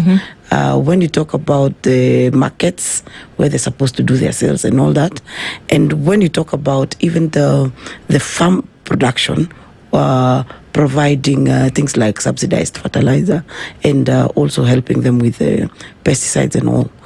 But the national government, on the other hand, is supposed to bring in and make sure that there's enough food in the country. Well, here is a situation where the country and the people have been able to produce. But there's some very greedy people within the government that want to also make a killing out of the food stuff that is being produced. That is now where they do not agree. Because I thought that the national government and the county government must have agreed initially to know how much product or produce is within your county and how can we be able to bring it into the market to make sure that it is circulated and these people have made money before we bring in food from outside, right? But what has happened, it's like there's a lot of disconnect between national government and the county government and even our ministers. Because I was wondering how the Minister of Agriculture then would not be able to have stood with the farmers of Mwai and Kirinyaga. Right now, you see Mwea and I think Lloyd Tok. We are the highest producers of things like tomatoes in areas like Kagio. You find that we produce our produce of tomatoes. Right, a few days ago, we were even feeding the tomatoes to the cows. And right now, one case of tomato, how much is it? Well, one tomato is 20 shillings. Yeah, one tomato is 20 shillings. Yeah. So, what could have been done by the county governor to make sure that those tomatoes that were going into waste were not wasted? That's why we talk about doing the industries in the county government, in the counties. You know, if Kirinyaga we had a tomato industry where we can do the county aggregation. The aggregation. Yeah, we can add value addition to the tomatoes in Mwea and other places that are growing tomatoes. We would be at a different level right now, isn't it? Yeah, because I know a lot of other people that use things like tomato paste would have done that, exported our tomato, and still had enough tomato to use right now. Now, you see, that's where we are not even getting the equilibrium you're talking about, even in the prices of stuff within the country, because there's a lot of disconnect between the county governments and the national government. If there was a good understanding, then we can be able even to control these prices, not by controlling them by putting law to control the prices, but controlling it by providing enough for both that the farmer is getting, and as the consumers, we are also safe. Are you saying that the current governor has not been able to fulfill or achieve what a mandate would have been that she set out? There seems to be satisfaction in some quarters that, markets have been completed. Affordable housing, which at this point is a national project, then has been, allowed in certain parts of Kirinyaga, that the hospitals are functioning, markets functioning, cess levies gotten from that to be able to sort out things like own-source revenue have been taken care of from a county perspective. You smile as though this is not the case. Well, I'll say I hear people complaining about hospital, and I've had a lot of issues arising from medical facilities, and I mean,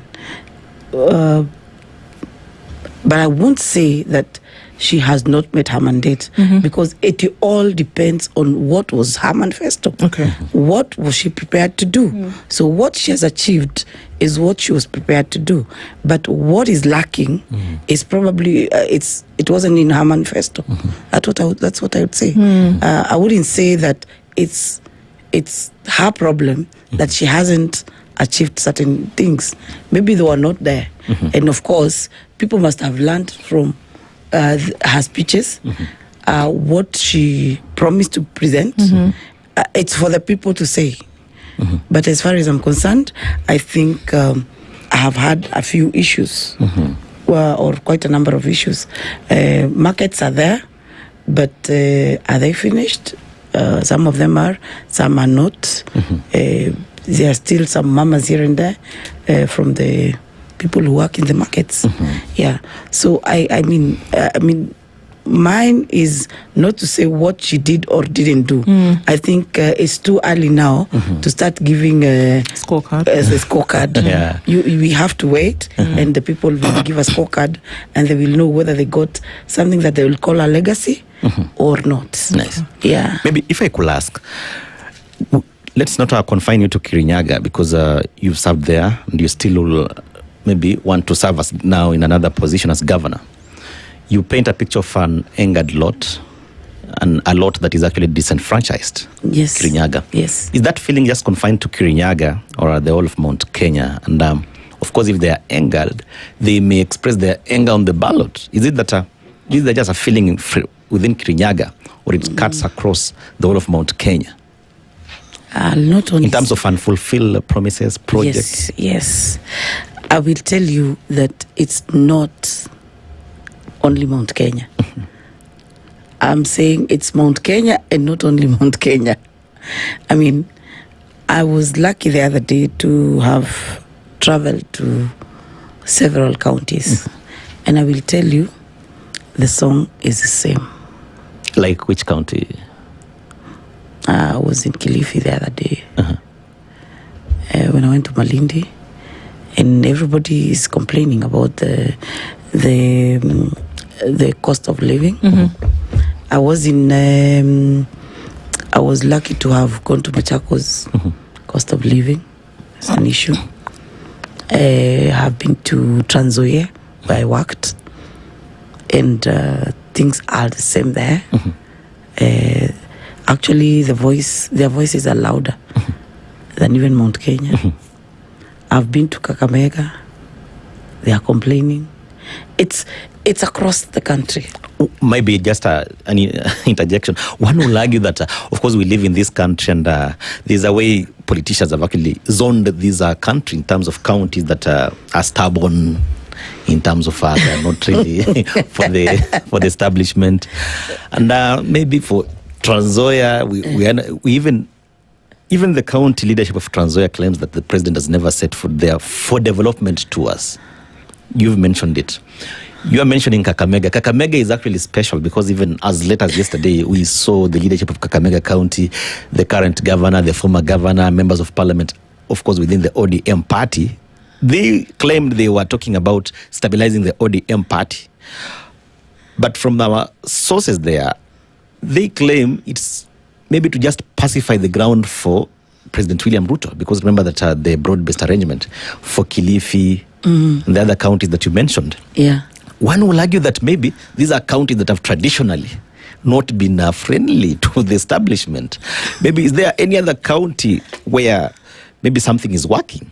Or it's the whole 47 counties, there's nothing that kicked off, never took off? Well, honestly, I have been across this country. Probably I've stepped in every county in the last 2 years. And I will tell you without fear of contradiction that the noise is the same. Yes, it's national noise. National noise. What do you think is feeding this noise? Because, you know, different people say different things. Is it palpable? And if you can feel it, what is it that people are saying that is frustrating them? Because the noise comes from when you can't keep something in anymore, whether it is the noise of joy or it's the noise of frustration.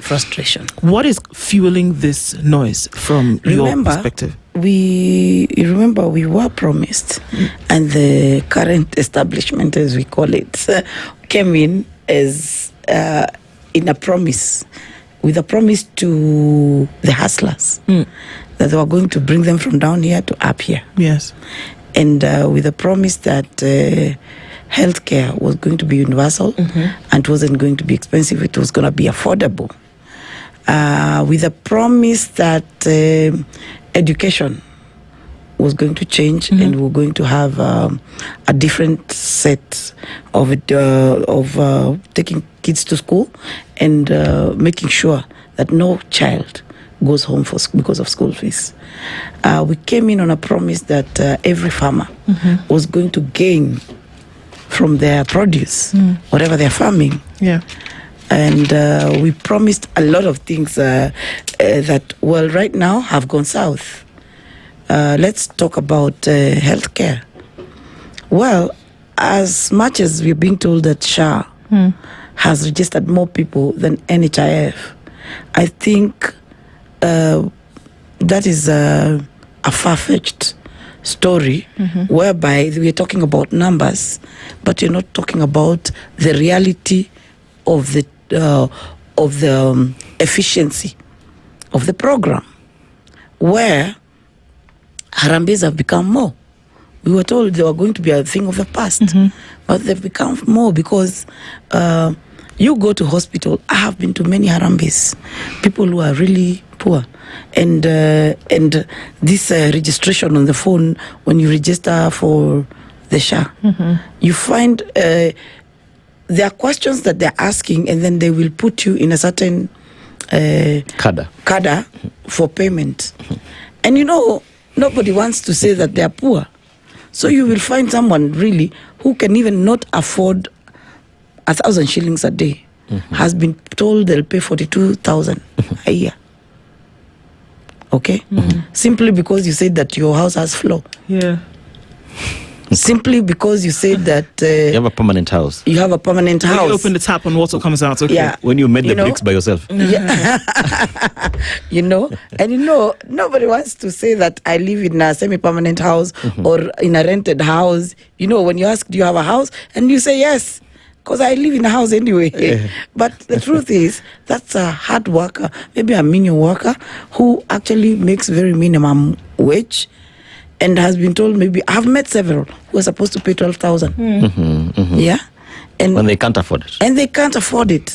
And then when they go to hospital, the bill is 400,000 and the SHA is paying for them 40,000.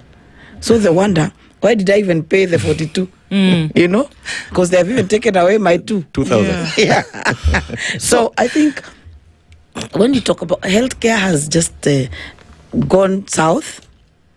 School. About the capitation and all. Look at that. Look at that. Do you think this is something that has been suggested? Yeah. Not just in Kenya, yeah, but in some countries, and they're actually enacting this. Yeah. As a leader, as somebody who is asking the hand of Kenyans for leadership again. Yeah. Do you think that public officials ought to be bound by regulations where they must attend public hospitals and their children or family must attend public school? There is an idea that if the influential in society have to use the amenities that everybody else has to use, then those amenities will work. Do you think that that should be a necessity for leaders, politicians, people in positions of public office? It should be, and I'll tell you something that is that will surprise you. My last born is 22. Oh, that surprises me. Okay, but yes, and my firstborn is 28. When my firstborn and my secondborn were born, I lived in Kirinyaga, and I took them to public hospital. I'm telling you. Were you a woman rep by then? No, that time even there was no devolution. There was no devolution. There was no woman rep. Sorry. Yeah, were you in the public limelight? Sorry. I had money. Oh, you had money. Yeah, I would have gone to private hospitals because even my last born, he was even born in Aga Khan. Just that I got into labor when I was in Nairobi on business. But my daughter, my son, firstborn and secondborn, for the vaccination, when they were unwell, I took them to Kerugoya General Hospital. Actually, I know doctors and nurses by their names. Some of them actually have retired by now. But let me tell you, it was the best thing I would ever have done for my children because, incidentally, then public hospitals were the best places for kids because they were the most experienced nurses, doctors, and the passion. And the passion was there, And I used to passion feel, comes with remuneration and, of course, the welfare? Yes, of course. And it was, I actually say, it was not the same as it is today. As much as we are saying health was devolved, it is closer to the people. The governor should have taken care of hospitals and all that. You will find now there are issues about that in the hospitals, lack of medication and whatnot. I used actually to get medication from the same hospitals. Not that I lacked money to go to big hospitals, but because I had trust in them. Because when you went there, the treatment was equal to all, and we used to get medication for all, and there was a lot of dedication, especially with the nurses and the COs. It was on another level. Essentially, you are saying that you leaders know what you've done to our public amenities, and so you do not have the trust in them because, of course, the trust has been eroded. I am agreeing with her that there should be law that binds us, that once you're a public officer, you must attend the same hospital that you're the one that is in charge of. Yes. Is it doable? It is doable. It is doable. There's one of the governors I saw going to one of his hospitals. It was actually the former governor of Makweni County. Yeah. Professor Kivu, yes. who went regularly and actually for regular checkups as well as a surgery that he had to have. Look at that. It's possible. I know it's possible because we have qualified doctors in those hospitals. It's just that we have not taken care of maybe the machines and the things that need to be in hospitals. Maybe those are the things that we haven't been able to push and make sure that our doctors, our nurses are well paid, the medics are well paid, and then we make sure all the amenities, everything that is necessary must be there in those hospitals. I think if we do that, then you can have enough faith. A lot of machines that are in those hospitals have broken down. You know why nobody will care? Because they don't need them. They don't have to go there. For example, my brother had a stroke a few years ago, about 5-6 years ago. In Kerugoya, he lives in Kutus, and he was taken to Kerugoya Hospital. If we didn't get him out of there, he would have died. So how many people die? Because they can't afford. Yes.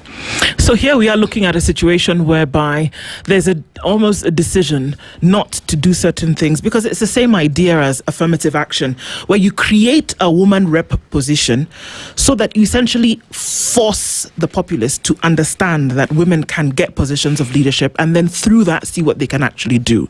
That's the idea. So then the same thing with these amenities that we talk about. You force a situation whereby everybody who would otherwise splurge money in a hospital where all the facilities were, then ignores the duty of care that they have to ensure that these facilities work, whether it's in health, whether it's in education, whether it's in markets. So if I have to go here, if I have to live here, if I have to be here, then it forces me to make sure that it is working. It's sad that we actually have to force a system like that, or even suggest that, please, you must attend it so that you fix it.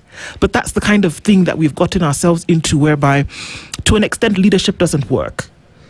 To that extent. So how then, for the people who are saying it's got to be better, or not even better, it's just, let's just have the thing working in the first place, then we can talk about better best tomorrow. So the leaders who are coming in, those who are going to retain their positions, what do you think has to be the position that they take for this noise that you hear that's coming out of frustration for Kenyans? One, the leaders must take the position that they are taking the responsibility. Once you go for an elective seat, you are taking the responsibility of being answerable to the people with what you provide to them. That's one of the things that I say. When you spoke about the women rep position, look at how much the women rep get to achieve when they are women rep. Because what happens in parliament is that a woman rep has to prove herself. With the little guff money that they get, they tend to do more and to have more visible projects, because women are told we have to prove ourselves more than these guys. So we actually try and do it 10 times, to an extent that women reps get to even know where to solicit for funds to do things for the people in the village. Now, while you told me that we should be responsible, let me tell you another little story about my niece, who was in a private hospital in Karatina, and a surgery went wrong, and she had to be transferred to Njeri General Hospital, where she got all the ICU was working, everything was working, everything was functional, and that's when I realized, if a governor is really serious, you can get things streamlined and things can work within your county. So let all of us who are justling and coming in and saying we want to come in as leaders, also get it into our heads that whatever you do, you must be ready to answer to these people. Not only answer, you must be ready to bring practicality of your words, to bring into work, what you're saying that must, what you're telling people should be done, you must be ready to come and do it. Okay. Don't just push people and tell them, you will give me, this should have been done, that should have been done. Be the person to implement and bring out practical experience for these people. Let us change our country. Let's have the heart to change the country and our counties. Because I think if we don't do it now, nobody is going to do it for us. Indeed. Purity Ngirici wants to be the next governor of Kirinyaga County. Yes, yes. Has a lot to say about maybe not be working, and what the last call that you've made is that then, if Purity Ngirici says it's not working, Purity Ngirici has to be the one to show people that it can work. Yes. Let's see. Thank you for being in the Situation Room this morning and giving us insights into some of those things. Looking forward to more discuss with you as we go into it, but thank you for coming this morning. Oh, thank you so much. I really appreciate having been here, and I hope you will call me another day. Let's see how it goes. Asante Sana, and we enter into more conversations. Good morning, 8 a.m.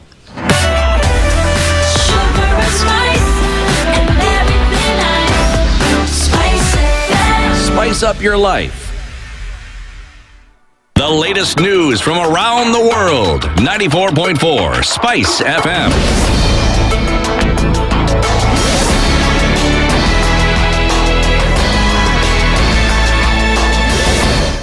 Good morning. This is Daniel Zoya. I'm Sheila Tembor. The Senate Committee on Finance and Budget has proposed amendments to the 2026-2027 Revenue Allocation Bill, requiring the national government to cover any revenue shortfalls in the budget. The proposal, said to be debated today in today's Senate sittings, seeks to protect county allocations from cuts if revenue collection falls below target. The committee has also proposed that any excess revenue collected above projections be retained by the national government and used to repay public debt. Under the new revenue sharing formula, county governments will receive 454.74 billion shillings, representing 22.2% of audited revenue from the 2022-2023 financial year.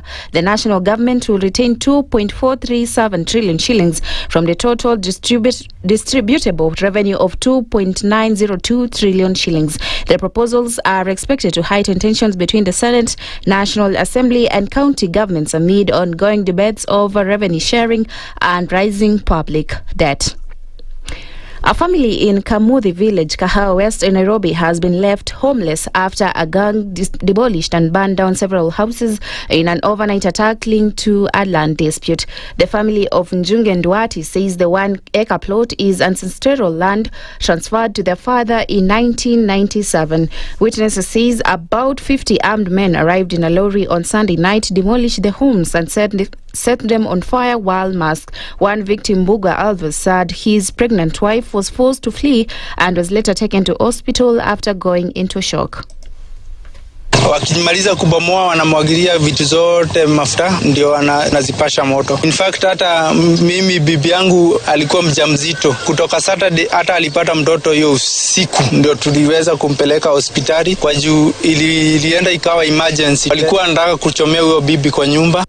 The family says they sought help at Maziwa police post during the incident but received no assistance, and they are questioning the validity of an eviction order allegedly left at the scene. Uliza kama koti inaweza tusaidia tukue hapo tena, tukuje hapo kotini ndio tujue hii jambo linaenda aje. Mimi family wamestakiwa kotini, wakaenda wakafanya kesi kuisha, wakaandikiwa nini ruling. Sasa kulingana hivyo kuja edo hata kotini, hakuna mtu amekanyaga kotini. Sasa hiyo ndio niko na furuvia Kenya yote na serikali yote ati hapo hakuna kotini kumeendwa, na hii ni maradi graba. Police at Kasarani are investigating the incident and verifying the reported court order from the Milimani Commercial Magistrates Court. And Ugandan President Yoweri Museveni will today be sworn in for a 7th term during a ceremony at Kololo Stadium in Kampala. Museveni secured another term after winning the 2026 general election. According to the Ugandan government, more than 30 heads of state and international leaders are expected to attend the inauguration. Among the leaders expected at the ceremony are Kenya's Deputy President Kithure Kindiki, Tanzanian President Samia Suluhu Hassan, Rwanda President Paul Kagame, DRC President Felix Tshisekedi, South Sudan Salva Kiir, Burundi's and Zimbabwe President Museveni, who has been in power since 1986, is expected to outline his government's agenda on economic growth, security and investment. However, the election results were disputed by opposition leader Bobi Wine, who alleged voter intimidation, repression and electoral fraud. The Ugandan government has since denied the claims. And that's the news. I'm Sheila Tembur.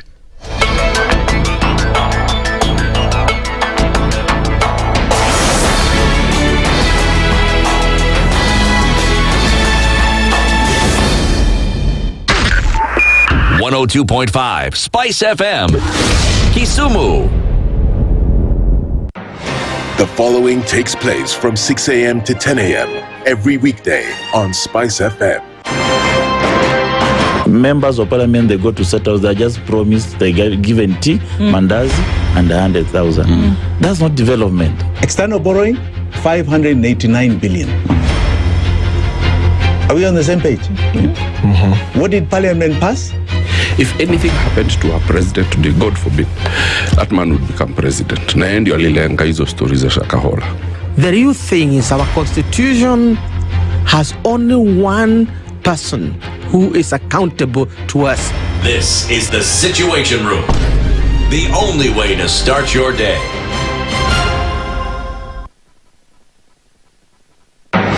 The following takes place from 6 a.m. to 10 a.m. every weekday on Spice FM. SRC's mandate is constitutional. It's not an advice. It's actually something you must do. Must do. Like now, you abandon, of course, the narrative of Wheelbarrow, Mutomjengo, Mamamboga, and all those, that rosy narrative. Your expenditure is 3.3 trillion, and you're collecting only 2.5. Out of that 2.5, you're spending 1.8 trillion to service loans and so forth. That the CDF kit, it's in itself a symptom of corruption. This is the Situation Room, the only way to start your day.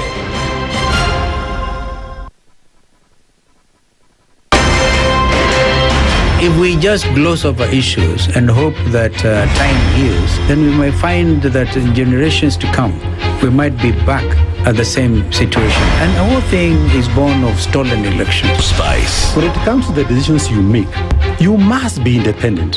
There's no way you can allow one institution to dictate to you how you're going to conduct your operations, how you're going to decide cases.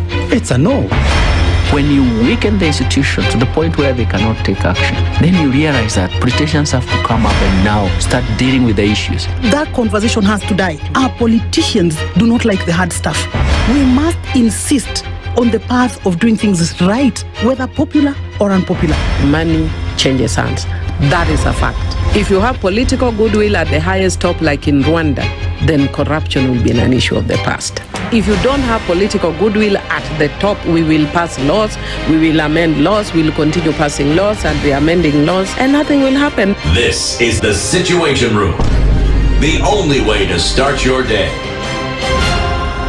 Mature, intelligent talk every morning. Spice up yourself.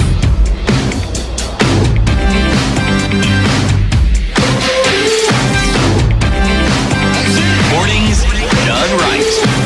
94.4 Spice FM, Nairobi. Indeed, 7 minutes after 8 o'clock, and we continue with our conversations this morning, coming off of, politically realigned one, then into what it's going to look like in terms of how the country will spend its money, where it will get the money to spend, and what it will appropriate it to. We're in budget season. Actually, we've been in budget season since August the 30th, but now is when it comes out into the public, because the finance bill, for all intents and purposes, the bells and whistles are being put on all of it now, and it will come back to Parliament. It will come for public participation, and then soon after that, depending on what is changed or not, it will become an act, and that then is the bloodline that will be given to the country to spend its money. More or less, that's the process. And so we're going to be looking into the Finance Bill 2026, take a snapshot from all of that, and see what possibly could be pain points, could be glory points for Kenya when we're going to look into how the economy will grow, shift or change in the next financial year. Dr. Stephen Gashie is an economist. He joins us in the hot seat this morning. Good morning. Good morning. How are you doing? Good. Karibu sana. Good to see you again. Good to see you too. It's been a bit. It has. And now we're into money season. So let's see what this conversation has in store. Good. Joined in the other hot seat by James Kimani, who is Associate Director, Tax and Regulatory Services at the KPMG East Africa. Good morning. Good morning. Welcome to the hot seat of the Situation Room. Yeah, thank you for having us. Thank you for being here this morning. We're looking at some heavy stuff this morning, but necessary for us to do because you're going to realize then essentially how Kenya will appropriate, spend, use, budget its money over the next 12 months. And that's, of course, coming in from the 1st of July. But before we get into that, let's welcome you today with today's proverb. We go around the African country, James, just in case the African continent, just in case you don't know, to a different African country every week. This week, we're in the Kingdom of Eswatini. We'll share a proverb, and we'd love to get your interpretation of that today. And this is what it says. A person who says it cannot be done should not interrupt the man doing it. A person says a thing cannot be done should not interrupt the man doing it. What's that with you, James? Well, quite a complex one, but still simple. What I think is that if you think there's somebody else who is better placed, to be able to execute a certain task, I think you are better placed to allow them to proceed. At the end of the day, perhaps you start to benefit as well. Yeah, that would be my simple interpretation of that. I'll keep it simple. Yeah. If you can't tolerate the heat of the kitchen, get out of it. Okay. Can't take the heat, get out of the kitchen. Okay. Well, it would appear as though there's one kitchen that nobody can get out of really right now, and that's in terms of what's going to be happening with the finance bill, which for now, for all intents and purposes, is still a bill. It's going to be discussed, one would hope, heavily, and it's going to be scrutinized. Then it will be legislated on, and depending on what comes out of that, it will become an act, and that then forms the basis of what will happen then with appropriations after that, and how Kenya will spend its money and where it will borrow from in order to then be able to meet what KRA then has a responsibility of collecting, what you're going to borrow from the domestic market, what you're going to borrow from external markets, and essentially how you will run the country. So all of these things are put into the bill, and there's a figure. The big number that we're looking at is 4.7 trillion shillings, the highest yet. And we are then being given insights as to where this money is going to come from. Some of it, like I said, will come from tax. Some of it will come from borrowing, whether that's domestic or external. But hopefully those numbers will be put together. And then we've been told where this money will go. Now, the interest for a lot of people in the finance bill is where this money not will go, but where it will come from. Right? And those are the things that go into this finance bill. So what people want to understand, what we'd like to get to be able to understand a little bit this morning is what are those things where the money will come from that will then have an effect on what Kenyans will have to do in the next few months. I'll start off with you, James. What are some of the things that we're looking into in the finance bill that maybe causes for concern or may make sense and we say, okay, fine, go ahead with it? Yeah, and thank you so much. It's a very timely conversation for us to have.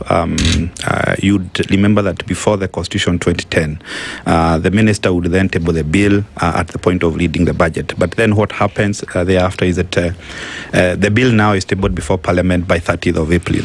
However, in the last few years, we have seen there have been some delay because if you look at 30th of April, it's perhaps about 2 weeks ago. Yes. And we only received this bill over the weekend. That's from Friday. And this particular bill then, what it then targeted to achieve, it targeted to achieve 120 billion this financial year. We have seen, it's quite a small bill. We have seen other bills that have targeted over 311 billion. If you look at the finance bill for 2021, for example, 2022, they were targeting over 200 plus in terms of the money to be collected. But the current one is targeting 120 billion, which then will fall into what the revenue authority, the Kenya Revenue Authority, is expected to collect. They have been given a target of 2.9, up from 2.7 that they are expected to achieve this financial year. Quite an uphill task, and that tells you if This year they're expected to do 2.7, and the target is now 2.9. That's an upward of 200 billion. And if then the finance bill is only collecting 120, we still have a deficit of about 80 in terms of assuming everything goes as it was planned. In this finance bill, then, you realize that there are several elements that the government is then looking at collecting some taxes. We have had many amnesties that the government have put in place. In the last, I would say, 4 years, we have had almost tax amnesty every year. And last year, the amnesty collected an additional 35 billion. And what amnesty essentially means is that you're being told, come on board, tell us the taxes that you have not paid, and we'll waive the penalties and interest. But pay the tax. Yeah, pay the principal tax, then we'll waive the penalties and interest. And what that does is that it sort of encourage people to come, up front and be able to pay the taxes that are due. And that is one of the key elements that the Finance Bill 2026 is trying to bring on board, to say we are giving you an extension of the amnesty to December 2026 for you to come on board, pay any additional tax that you did not pay, and will be able to waive penalties and interest. And that's actually one of the positive things perhaps I have seen in this finance bill. Just one of those taxpayers that can be happy about, because I'll pay the principal tax, I'll get waive of penalties and interest. It's a good thing. At the same time, though, on this very same thing, the KRA is still being allowed. The proposal in this is that KRA is being allowed to issue agency notices even if a taxpayer has appealed a tax bill. I can come and I can appeal something, but KRA can still place an agency notice on me as a business or me as an individual, freeze my accounts essentially, even if I have come to you and I have said there's 1, 2, 3 problem. That's one thing that they've put that seems to be a countermeasure to what you've just mentioned. And you are right, and that is one of the proposals I think will put conversation with the parliament to tell them it does not make sense if, for example, you have said that I did not pay tax on 1, 2, 3, which I disagree with, and perhaps is a principle of the interpretation of law, then I should then be allowed to appeal, and you cannot come and freeze my accounts because then you are essentially saying I'm guilty and I have not, the courts have not pronounced itself. So perhaps it's one of the proposals that may not at the end go through. We have seen, for example, if you remember in 2022, they had introduced an aspect that if you are appealing, you have to pay 30%. And that happens in our neighboring countries, Uganda, Tanzania, such that if you have any taxes or liability that the Revenue Authority have raised, you need to pay 30% before then you appeal.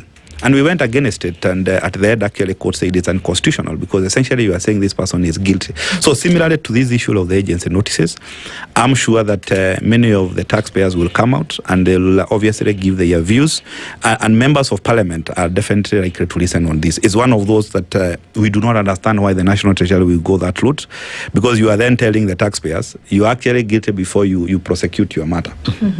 Yeah, but maybe also to say in this, apart from the amnesty that I have seen, most of the other things are really counterproductive to what you have just mentioned. The government is so keen about ESG, for example, conserving our environment. And we have seen deliberate effort by the government to actually conserve environment. But when it comes to the finance bill, such like the Finance 2026, we are seeing things like electric bicycles, which the government should be actually promoting. Now saying we will now be actually levying tax at 16%, exempting them from taxes. Initially, there was zero rated, and what zero rating means is that the person who is producing this particular product can actually be able to claim the input, making that product cheap to the end consumer. When you then make this product exempt, when you are essentially then saying is that the producer of this product cannot be able to claim the input and therefore have to pass that cost to the end consumer, essentially making those products more expensive. So then it is counterproductive to the argument that the government have had that we are trying to encourage electric bicycles, electric buses, although it's something we have seen in the last 4 years. Every finance bill have had this. Electric bicycles, electric buses, and all this being moved from zero rated to exempt. But finally, after the discussion through the Committee of Finance and National Planning, these things are actually taken back to the zero rating. We don't know whether it's a tactic of the government to try and show that we actually listened to you, and therefore we have amended what you said. Perhaps is one of the reasons. Things like, I think one of the things that have been there every year is the transportation of sugarcane. I don't know what is the appetite about transportation of sugarcane that is not there on transportation of tea and coffee. Every year it is being moved from zero rated to exempt, then back to zero rating every financial year. And therefore, there are many different aspects that are not good for the economy. And one critical one, if you allow me, is the element of money transfer. We want to move to digital economy, and therefore we do not want people to continue carrying cash. You are aware about the Supreme Court ruling that was done just the other day on back, because it's in the public domain, Backers of Kenya against the Revenue Authority. And the issue was the element of interchange fees. When you go and swipe your card, there's some fees that you are charged, which then goes to the Visa and MasterCard of this world. And as a result of the government losing that case, it's now coming back and introduce amendment in the law to make sure that they are able to correct that taxes that the Supreme Court told them that they cannot correct. And what is likely to happen is that because the banks may not absorb that cost, it essentially means that they might then end up passing that cost to the end consumer. So then we are trying to tell people that you don't have to transact digitally. You can perhaps use cash. And what that means is that from a security perspective, the cost of printing more money becomes more expensive. And for me, that is one of the counterproductive arguments that I have seen, that perhaps we need to have a discussion with the National Treasury and Parliament to understand what is the thinking behind that. Let me just, you're talking about some counterproductive proposals. They backtrack. You remember that a month ago, the president, the CS Treasury, John Mbadi, are on record having said that persons earning 50,000 shillings and below, who are actually forming a larger bulk, more than 1 million, will enjoy some income tax cuts. That has actually been silent in this particular finance bill. But in the same, John Mbadi, the CS, goes ahead and says that they are introducing an amendment to the tax law where they'll be increasing the threshold of those exempted from tax. From those earning 24,000, it will now be moved to 30,000. How practical is it if those earning 50,000, is it a political promise? And how practical is it? And you are right. I think we have seen many political statements that don't find themselves into law. And listening to the CS yesterday, what he said is that they are trying to do some computation to realize that they are likely to be losing 35 billion if they were to do exactly what you have said. And therefore, it is becoming increasingly difficult for the government to actually source or get additional resources, because we are getting to a position where we have now gotten we cannot be able to collect additional taxes from the taxpayers. And we are not able also to borrow additional loans because we have already gotten to the threshold. And therefore the question becomes, if we then say that some additional people will not pay tax and therefore we lose the 35 billion, the government then must come with measures of where do we get this additional money. So it's obviously a catch-22, I would think. But I feel that given that one of the things that the government need to do is to increase the available cash for the people to spend, and one of the things to do that is by ensuring that these people in the lower cadre, the people earning 50,000 perhaps or 30,000, are not subjected to tax. And if that was to happen, then it means you will increase money in circulation or the spending element for those people, and that would then make sort of the economy grow. So for me, I think as a political statement, we would wait to see. I know most of the people actually that is what people are waiting for, given because the CS mentioned this, the president mentioned this, but we didn't find it. We didn't find this in the bill.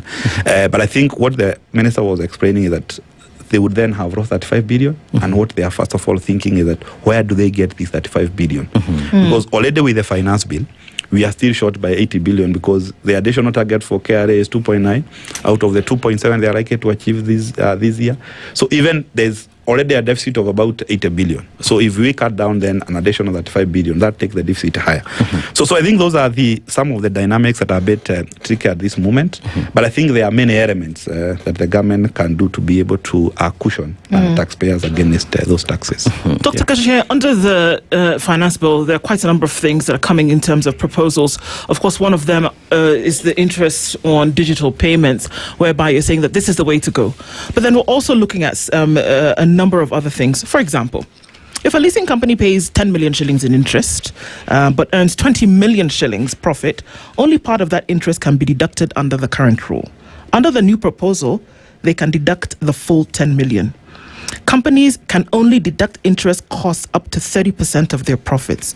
The proposal under the finance bill says it seeks to change rules on interest for lending and leasing businesses. The proposal says these businesses will not be limited by the 30% rule on interest. This is one of the changes that comes on. The bill seeks to tighten reporting rules for virtual asset service providers. There is a new proposal under the finance bill that seeks to introduce a 25% excise duty on new mobile phones. The proposal says smartphones and feature phones will attract a 25% tax on the point of first activation on a Kenyan mobile network. What do you think about that? Whereby, obviously, we're in the digital age, a lot more is being done now using digital assets like this. But to purchase one, you need to pay a little bit more money. Is that encouraging local manufacturing, like we were told yesterday is actually happening in Kenya? Or is it just saying that imports will be more expensive? Oh, very well. I think before I go for that, I think I want to demystify a myth that has existed every year, that we must always have a financial bill. Okay. It is not always true. We should not. Actually, if I was the CS Treasury, I would not have. Why? Because what largely this bill has is more of reforms and compliance issues. I would just done amendments, just like what they did in 2025 for the financial bill that fell flat, financial bill 2024. So it's not always that you must have a financial a finance bill. Yeah, I think James will concur with me. Number two, when I saw the proposal from CS Buddy last year about giving relief to those earning 50,000 and below, I see it is not possible because there was no trade-off. There was no trade-off. What does that mean? It means that if you lose 50 billion, you must show me where you are going to get it because you need the money. So it is not possible, and it won't even happen this year because the government looking for revenue that is not coming through. Back to, then I'll go to another thing. Back to what you're saying, the most significant also proposal is about 6% assumption on capital gain or profit, where the government is assuming that 6%, they want to take off 6% from the company's profitability, assuming that is a distributable profit, like a dividend, meaning that even before you go, when you do your returns, I think that is true, James, you knock off 6%. The company, corporates pay 6% to the government. Okay, I'm sorry. So I have a donut company. I'm making good money in 2025. On profit, I've made, I don't know how many donuts we're eating, but okay, let's say I made 100 million shillings from donuts profit. I am supposed to give 6% of that profit to government. It's assumed that is a distributable profit, is dividends. Okay. To shareholders and such. To shareholders. So you need to pay that to the government. Okay. So what it has, for me, I know James is looking from the taxation regime. My eyes always look from the economic perspective. What does it mean for economy? And especially so when you're looking for investors to come and invest in the country. It means now investing in the country becomes quite expensive. And if I had my money, why would I come to Kenya? Why should I not go to Tanzania? Why should I go to Rwanda? So I think I keep saying that Treasury, CS, should always have what we call theory of change every time they are doing the finance bill. For example, when you talk about 25% excise duty on mobile phone, mobile phone nowadays is not just for saying hello and goodbye. No, it's not. It's an office, meaning now that it becomes expensive, it becomes unaffordable, and you're talking about digital economy. You're talking about creative. You're talking about youth who would otherwise want to buy a good phone so that they're able to go to the digital economy and make some money. What does that mean for that young man in Mwaya in Western Kenya? And you're telling him for him to buy a good phone, he need to add about almost an extra 10,000. And maybe that is how much he had. Also, what you talk about the transfer, money transfer, you're looking at financial deepening and inclusivity, and for transaction to be affordable. The economy is built on production and consumption, meaning if consumption is affordable, the government will be able to correct more of VAT, what we call the consumption taxes. But when you make, in one hand, you make one phase of it expensive, then means the economy does not grow. For me, where I was talking about the theory of change, if you look at also the proposal about the digital space, whereby there's exemption of VAT on some of even the networking. And the government is saying it wants to make about 100,000 of fiber cable across the country. The government itself becomes very expensive for it to lay. It becomes very expensive for them to lay the cable so that it can achieve what it has promised on the manifesto. Then there's another proposal, 5% on Mituba. Yes. Meaning, before you get your container from Mombasa, it's like an advance tax, what Matatus pay. So meaning, whether you make profit or not, you must pay 5% on Mutuba. And then, it means now, those more informal traders who trade largely on such, becomes the same will going to be passed over to the consumer. The same with the rental income. So all of this essentially goes to the end user. That's what we're talking about. So when we see it as, it could be a punitive tax or it could be a restorative tax, whatever the case may be, but that there is an increase in how much somebody is going to spend. And more often than not, that goes to the end user. Let's look at the Mitumba for a minute. That one would say, actually, you know what?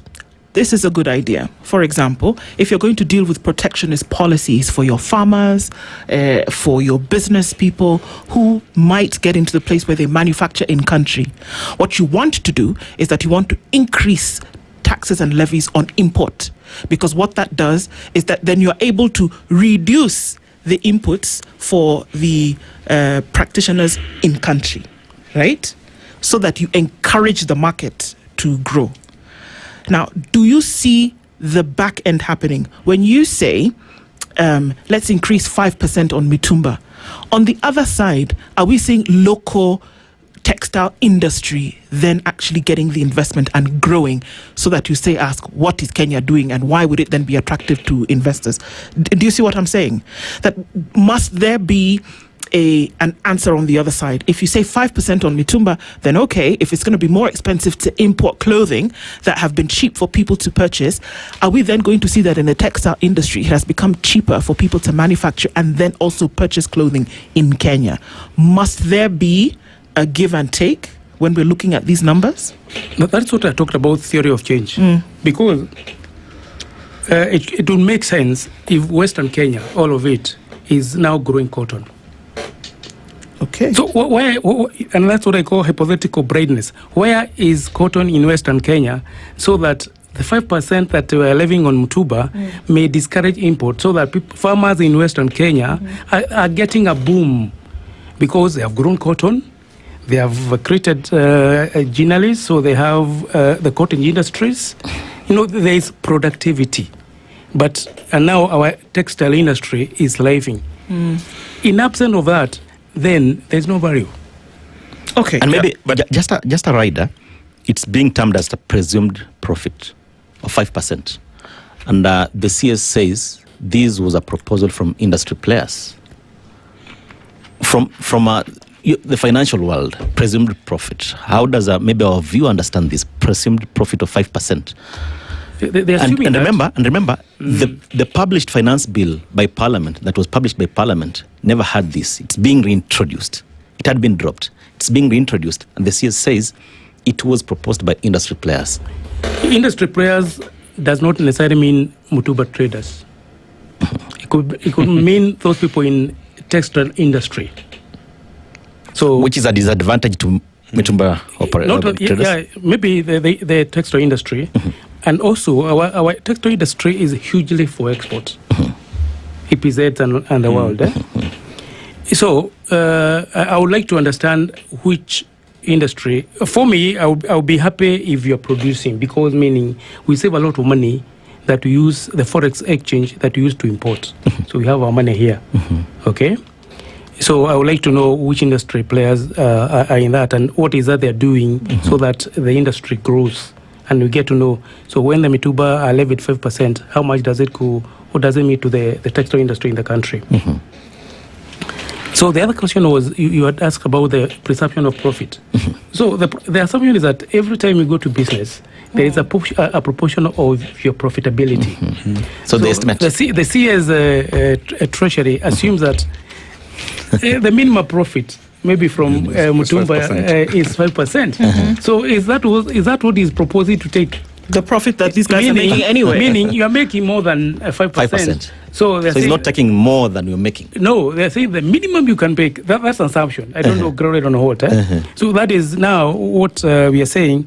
Most likely is going to be passed over to the consumer. Already, if you look at the Kenyan consumer, the purchasing power is so constrained that that's why our economy is not growing. And I was looking through the finance bill 2026-2027 to see what are those incentives are there so that we can tinker the growth of our economy. And remember, probably this will be the last finance bill and budget for entirely KK government, because the next budget will be 2027, 2028. Yes. Meaning the government will only have 2 months to implement. If it's going to change, if it's going to continue, then it will have it for the next. So this entirely, we'll be looking at what they have in mind as we go to 2027. And very interesting. And there's also another myth that the bill did not increase taxes. All financial acts are in what we call perpetuity model. That the Financial Act 2023 is in force. So we still continue to pay taxes as per last year, 2025. So there's nothing new about Finance Bill 2026. And that's what I was saying, there was no value to do it. The minister would have just done amendments for 2025 Financial Bill Act. And we continue. Yeah, and I think for Jane, I think that's my question also, because if we want to look at this thing properly, by and large, the number crunchers, the people who are looking at these numbers, the estimates, that word that they love to use, the estimates and all of this, is not the CS.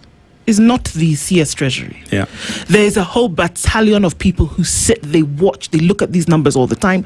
They take the budgets that have come from the different departments of government and they say, okay, this is what you want to do in the next year. Let's see where we're going to get this money from, essentially. They crunch the numbers. They're economists. They are statisticians. They are logistics people. They know all of this thing.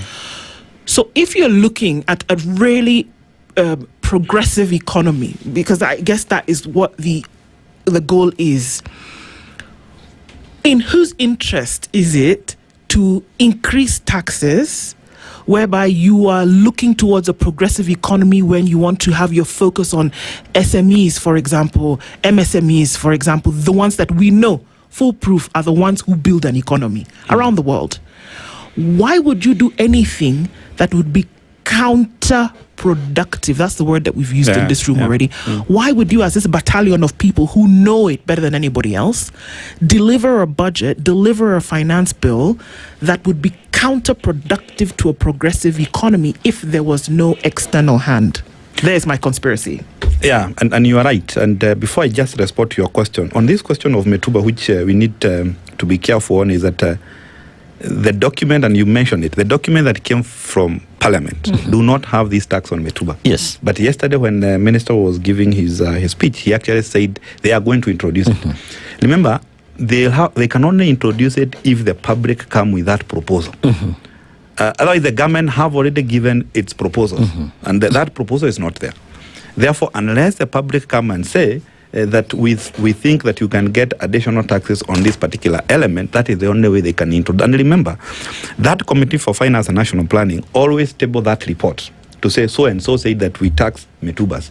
So who is going to say that? So that becomes very tricky, and particularly the fact that we are going to election next year is unlikely that this proposal will come through. But now coming to your question, I think the biggest issue is that we are moving our budget every year and trying to grow the budget every year. Last year, we were at 4.2 trillion. This year now, we are so ambitious, we want to go to 4.2. But this 4.2 is what we intend to spend. And if then we then rely on what Dr. Gashi have mentioned, the finance bit of the Finance Act that are already in place, that we continue to pay taxes, it means we can only collect to the tune of the 2.7, for example, what we are collecting this year. If then we need additional taxes, we have two elements only. Either we increase the tax rates or increase the taxes, or we then enhance compliance. We assume that there are people who are not paying taxes, and therefore we need to enhance that.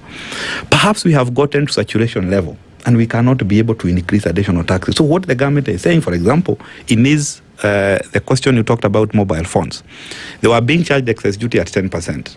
And now the minister is saying we need to collect 25%. Listening to him yesterday, he was saying that they're only increasing excise to 25%, and then they'll drop all the other taxes. Which are the other taxes? The other taxes are import duty, there is VAT and all the rest. But for import duty, we have to have it from an East Africa gazettement. That have to be agreed by the East Africa community. So for now, even the minister himself cannot guarantee that they are going to remove the import duty on mobile phones. And that is not anywhere in the bill. So for now, those are perhaps theories, and we wait to see. But the fact of the matter is that the cost of then mobile phones will then increase. There's a good question you asked about the leases and why you are going to pay, you are going to be around the 10 million. And I just wanted to add a comment there. It's really not an additional tax, or it's not a new tax. The thin capitalization have been there, that you can only be allowed the interest expense up to a tune of 30%.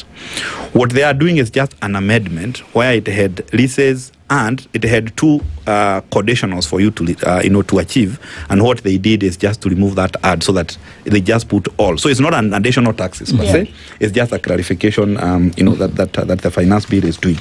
But for us to make sure that we continue to support the SMEs, as you have mentioned, the option is we perhaps enhance compliance, make sure that everybody is paying their share of taxes. If, for example, in Kenya, we are perhaps, we have more than 18 million people who can pay taxes, who has some form of revenue. But out of that, maybe only about 6 million people pay taxes. So if only 6 million people pay taxes and we then end up achieving 2.7 trillion, what about if we increase these 6 million people to about even 10 million people? Perhaps then we don't need to increase the taxes. We will then be able to correct the 2.7 with the additional people paying taxes. So sometimes there's a bit of catch-22, I would say. But what the government is doing, one, the people given a responsibility to ensure that everybody pays taxes, there are loopholes there. And if those loopholes then can be sealed, then we should not be able to struggle with this. And the other thing that we need to think about is, from what Dr. Gashi said, we must make sure that the economy grow. If we want the manufacturer of mobile phones to be able to sell more phones, and therefore they are able to get higher income and therefore employ more people, we must make sure that those taxes do not cripple their businesses, so that those funds are achievable. So, for example, if we reduce this excise duty from 10, say even to 2%, it means those funds become affordable. What does that mean? Many people will afford. What does that mean to the company that is selling those funds? It means their sales increases. And what that means is that it has a multiple effect on the economy. More people are employed. And that is what we need to. And if that company make more sales, remember they will pay taxes at 30%. It means the tax that they pay to the government also increases. But that's my problem. But that's my problem. That when we are saying these things, and when we look at the number, because I've been able to read through this over the last couple of days, when we look at the numbers, it doesn't seem as though there is an appetite for these things to happen. Correct. Because if there was, the finance bill would mirror that desire. But it doesn't seem as though that's the target. And my question is, who is lurking in the shadows to almost ensure that this situation you talk about is not clear and present? Because if it were, it would seem to me as though, again, the people that you have crunching the numbers would only point to a solution whereby the economy is actually growing significantly and that can be realized. It may be growing at a macro level, but it's not growing at a micro level. That people cannot feel the progression of the economy in their pockets. That these MSMEs that we depend on for an economy to grow are feeling throttled by the taxes. And they're not seeing a situation whereby even this VAT that you're asking them to declare, they are saying on what? Because what is it that we've actually then been able to make? So my question is, who is lurking in the shadows saying, tax your people to within an inch of their lives? Whether they grow or not is not our problem here, because it seems like a no-brainer to me that you want to have more money flowing in the economy. You want the purchasing power of your populace to grow or increase. But the opposite seems to be happening, Dr. Gashie. Why would you know the solution, but then do everything except the solution? Let me visit a minute or two into Fool's Paradise. Okay. Two things: the budget and the infrastructure fund.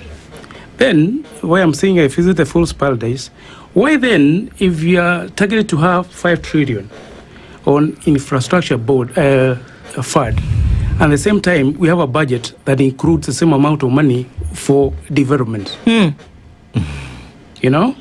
I don't think Ochanda heard what you said. Oh, no, I had. You know why I'm in Fool's Paradise? You know? Yeah. Why? You know, we these things should work in tandem. If the government proposes to have a 5 trillion infrastructure fund, why then would you want to load the budget with 1 trillion borrowed for development? Development is largely infrastructure.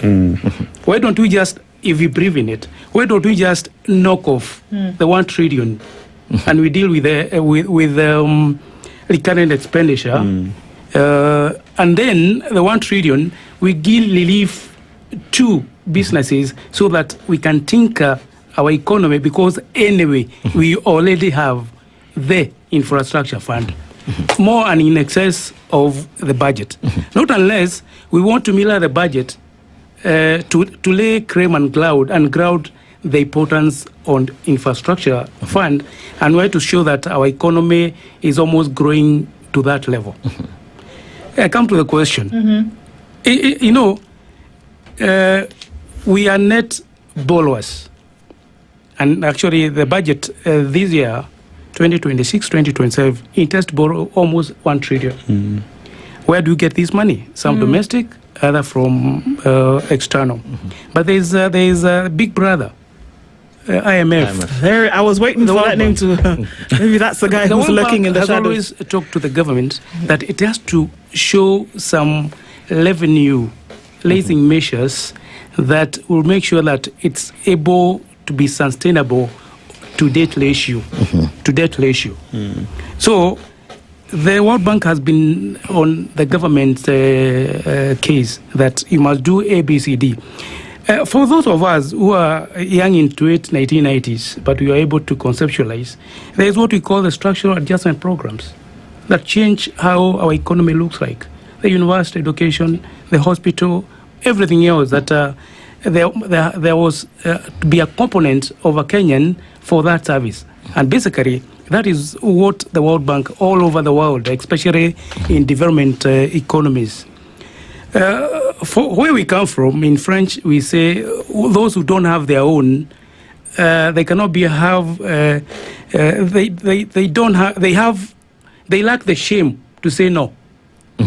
And that's the case with our country. We don't have. So when World Bank comes and say you must do these ABC, we're shameless.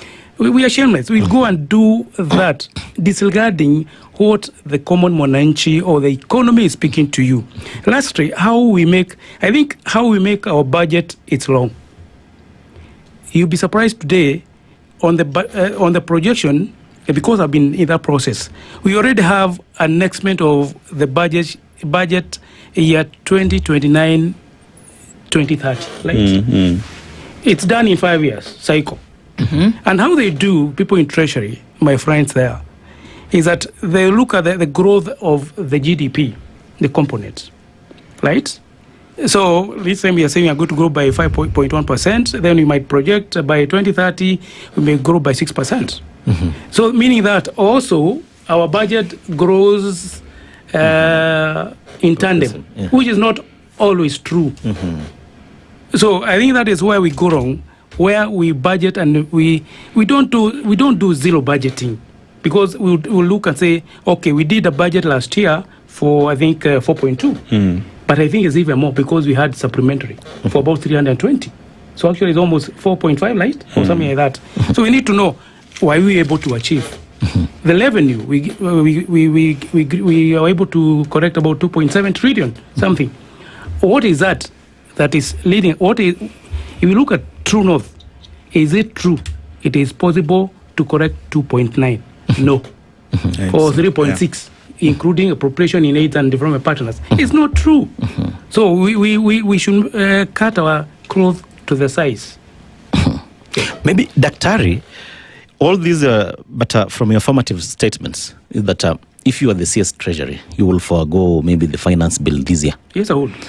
You went ahead and said that we have a potential of 18 million persons, maybe different revenues, salaried, 18 million, but only a third are paying taxes. From where you sit as experts, is it deliberate that the other remaining 2/3 are not paying taxes?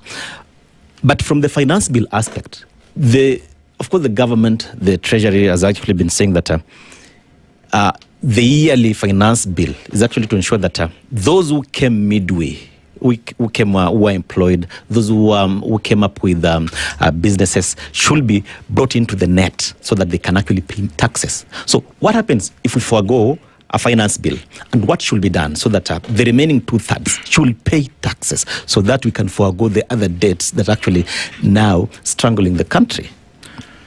Let me clear before, sorry, James goes. When I say forego, is to say you don't need a financial bill. You can just do amendments to the existing. That's what I meant. You still... The previous years. Yeah, because it's in perpetuity. You see, when the CS says, I did not increase taxes, it's a lie. Because the Finance Act 2025, 2023 is in force. So what you need to is just to change amendments there. And we keep loading. Yep. For me, I think is really a structural problem, in the sense that the National Treasury will always go for the easy to tax people. And that's why they are thinking, if, for example, we increase the excess duty on mobile phones for the manufacturers, it becomes very easy because the manufacturers are known where they operate. If, for example, we don't then reduce the pay, the people employed will always pay taxes. And therefore, we will continue to get the 35 billion, as they were saying. So they then go for the easy to tax. There are, of course, these 2/3, which is hard to tax. But that is where technology comes in, to be able to know that there are people doing businesses all over the country and they are not paying taxes. And I was happy when they introduced the A-team, because the A-team meant that so long as I'm trading with my suppliers, then me, I'm known as a taxpayer by the Revenue Authority. My suppliers will also be known as taxpayers. And therefore, if they are not paying their own taxes, the Revenue Authority will be able to go for them. It is a structural problem in the sense that if you were to go for those people through the technology platform that the Revenue Authority have enhanced, then we should be able to bring all the additional people who are not paying taxes. And therefore, to Dr. Gashie's point, we do not need to have finance bill every other year. Because essentially, if, as I said, if we only having 6 million taxpayers paying taxes, if we increase this one even to 12 million, then it means we should be able to collect perhaps that 3.6 trillion easy, because the 6 million are able to collect the 2.7 trillion. So it's really a structural problem. And I think for me, it is just for us... Which is by design. Which is almost by design, because we have invested heavily. The Revenue Authority have invested heavily in the structural, in the technology, but perhaps in terms of ensuring that they work the way they should is what is lacking. What is likely to happen if we're talking about a finance bill that's mostly bent on a reform agenda? What are we likely to see then in the next couple of days, weeks, in the run-up to the 1st of July? Start with you, Dr. Gashie. No, we're looking at, especially on reforms, significantly, we did mention is that now you will file your income returns by 30th April. 30th April. Yeah. And for those who are filing in zero, 31st January, which gives Kina James a headache by the time they do the returns and the reconciliation. And also there is a component of cost in it. When you look at 7.5% to 10% on rental, I'm looking from the compliance. You know, when it becomes very expensive for an investor, especially, we might have a lot of people not giving proper records. So when you talk about reforms, you know, reforms are supposed to enhance tax correction and compliance. And that's what my brother was saying. If you look at our economy is 80% informal. 80%. And we say 80% of employment is in the informal sector. For me, with the government, and like Mwai Kibaki's government, is when people don't have the motivation and the trust and believe that their money, which they pay through tax, is going to the right expenditure. So people may not be willing, motivated to pay taxes because they think, anyway, we pay your money and you take it home. So what is the use? So I'd rather keep my money. Yeah. So probably the government need to work on that aspect of trust. And it might take another 10 years or a new regime for people to trust that if I pay 10 shillings when I buy my Mutuba, and it's very simple as what James is saying. It's just a technology. Tell me when I buy Mutuba in Gikomba at 300 shillings, I'll pay 10 more for whatever tax you call it. Yeah. If you do that correctively, even when I buy meat at my local butcher, for the 200 people buy 300, that 5 shillings go to building your road. Is insignificant, but more significant when aggregated. Okay. I think that is the conversation that the reforms and compliance issues need to be looking at. What stops, because one would imagine that the CS Treasury in this case, what would stop the CS looking at all of these things and assuming that they are in a position where they can guide policy or where they're in the position where they should guide policy? What stops the CS, whether you want to look at the marriage between political and policy, from saying, actually, you know what, this bill, this budget doesn't grow the economy.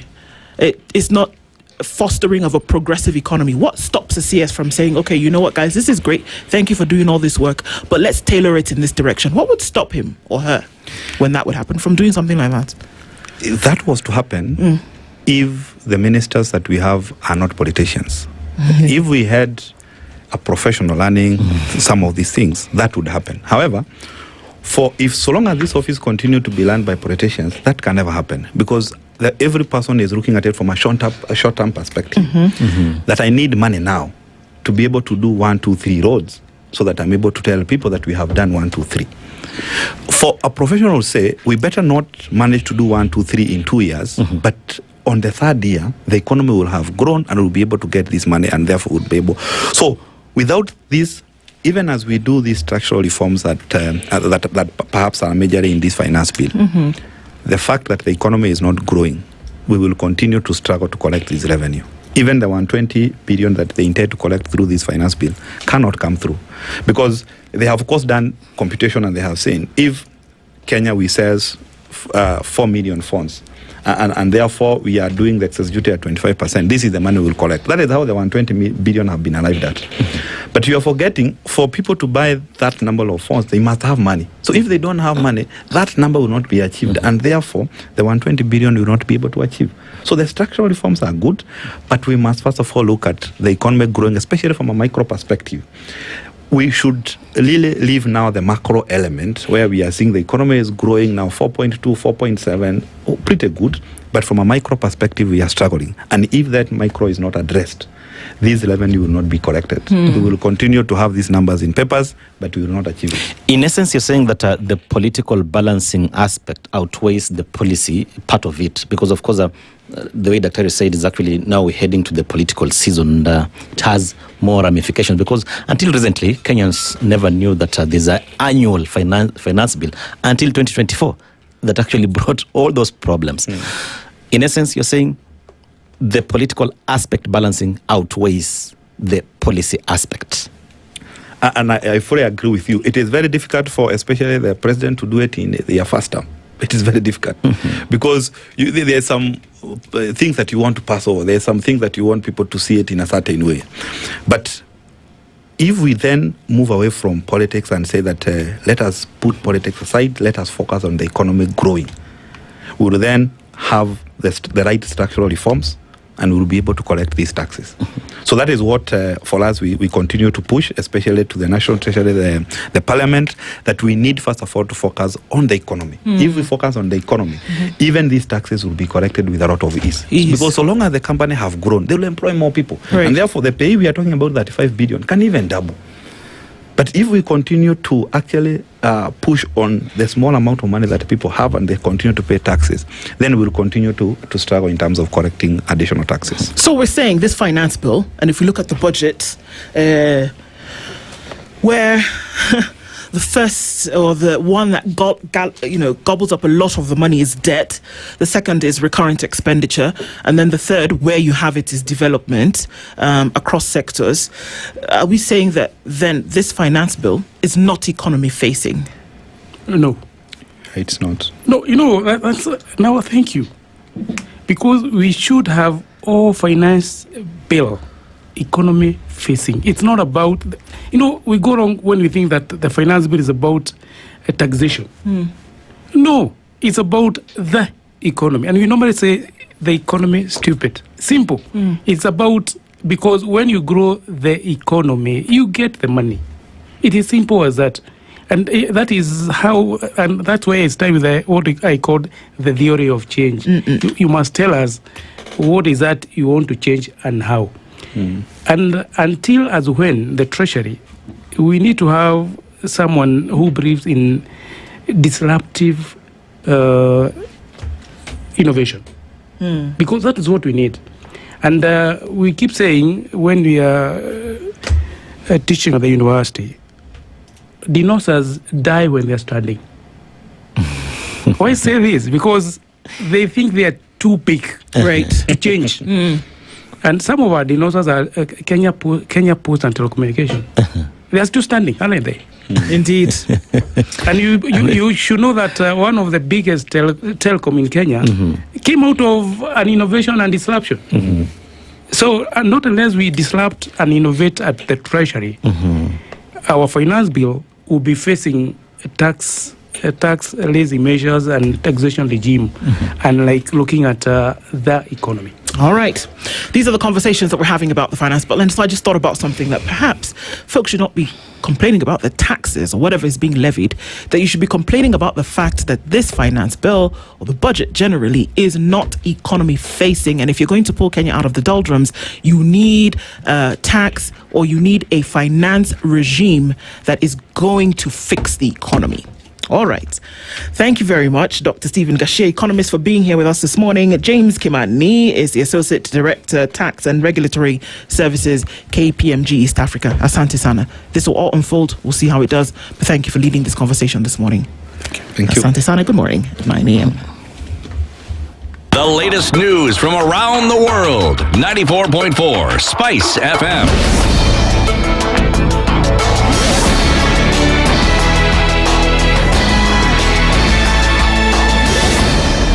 Good morning. This is Daniel Zoya. I'm Sheila Tembur.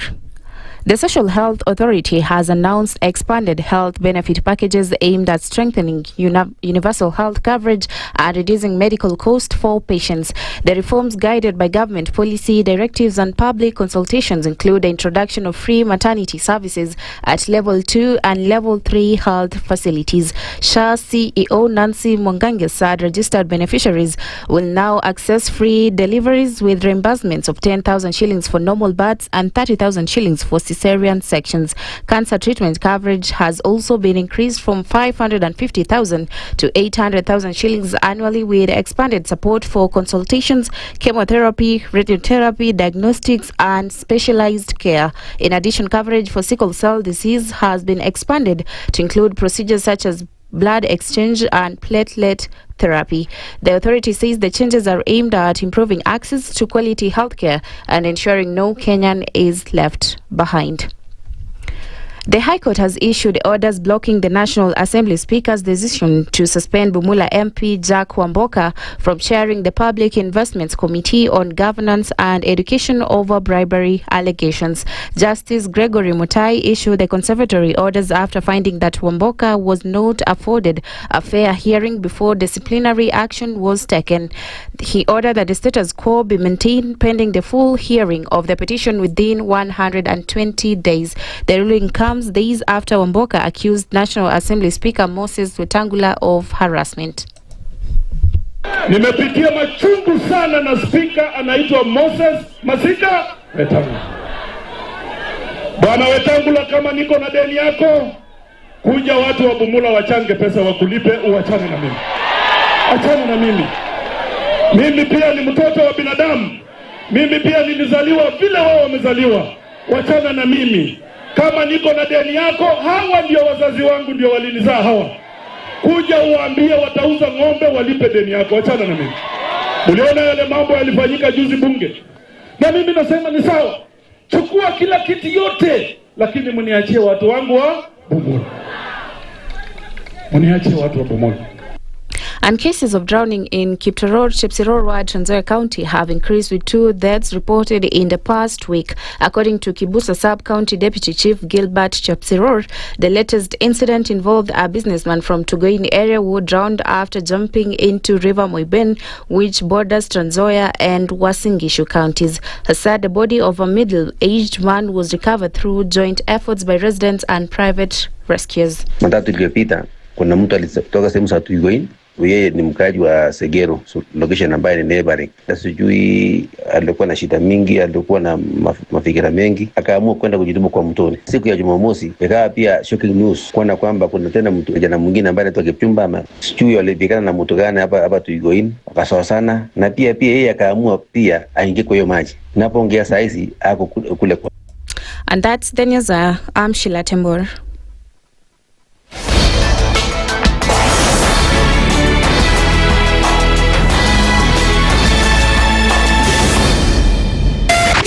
.4 Spice FM, Nairobi. The following takes place from 6 a.m. to 10 a.m. every weekday on Spice FM. I am also a publicly elected official. Okay. My salary is paid by your taxes. Yes. So if you need me to answer questions, we will not run away from you. Asante, we will always be here. The government itself is engaging in corrupt practices. That the government itself deliberately schemes to influence through bribery members of parliament. You pay for a passport online. Alafu you're told there are no booklets. I rebuke matters corruption because corruption has brought this country to its knees. This is the Situation Room, the only way to start your day. The following takes place from 6 a.m. to 10 a.m. every weekday on Spice FM. Members of parliament, they go to settle, they just promised they get given tea, mandazi, and 100,000. That's not development. External borrowing, 589 billion. Are we on the same page? What did parliament pass? If anything happened to our president today, God forbid, that man would become president. Na ndio alilenga hizo stories za Shakahola. The real thing is our constitution has only one person who is accountable to us. This is the Situation Room, the only way to start your day.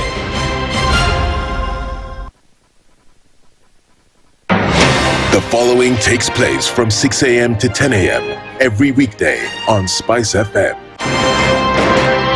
Baba should disown these experts and they say they went there on the because he keep on telling us that these experts just you came from Dubai and you found them they're already at State House looking for jobs.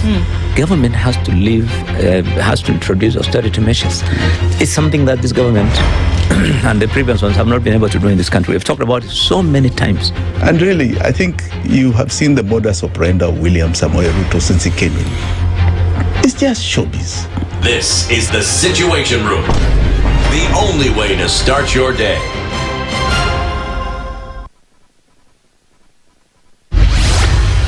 Mature, intelligent talk every morning. Spice up yourself. Mornings done right. 94.4 Spice FM, Nairobi.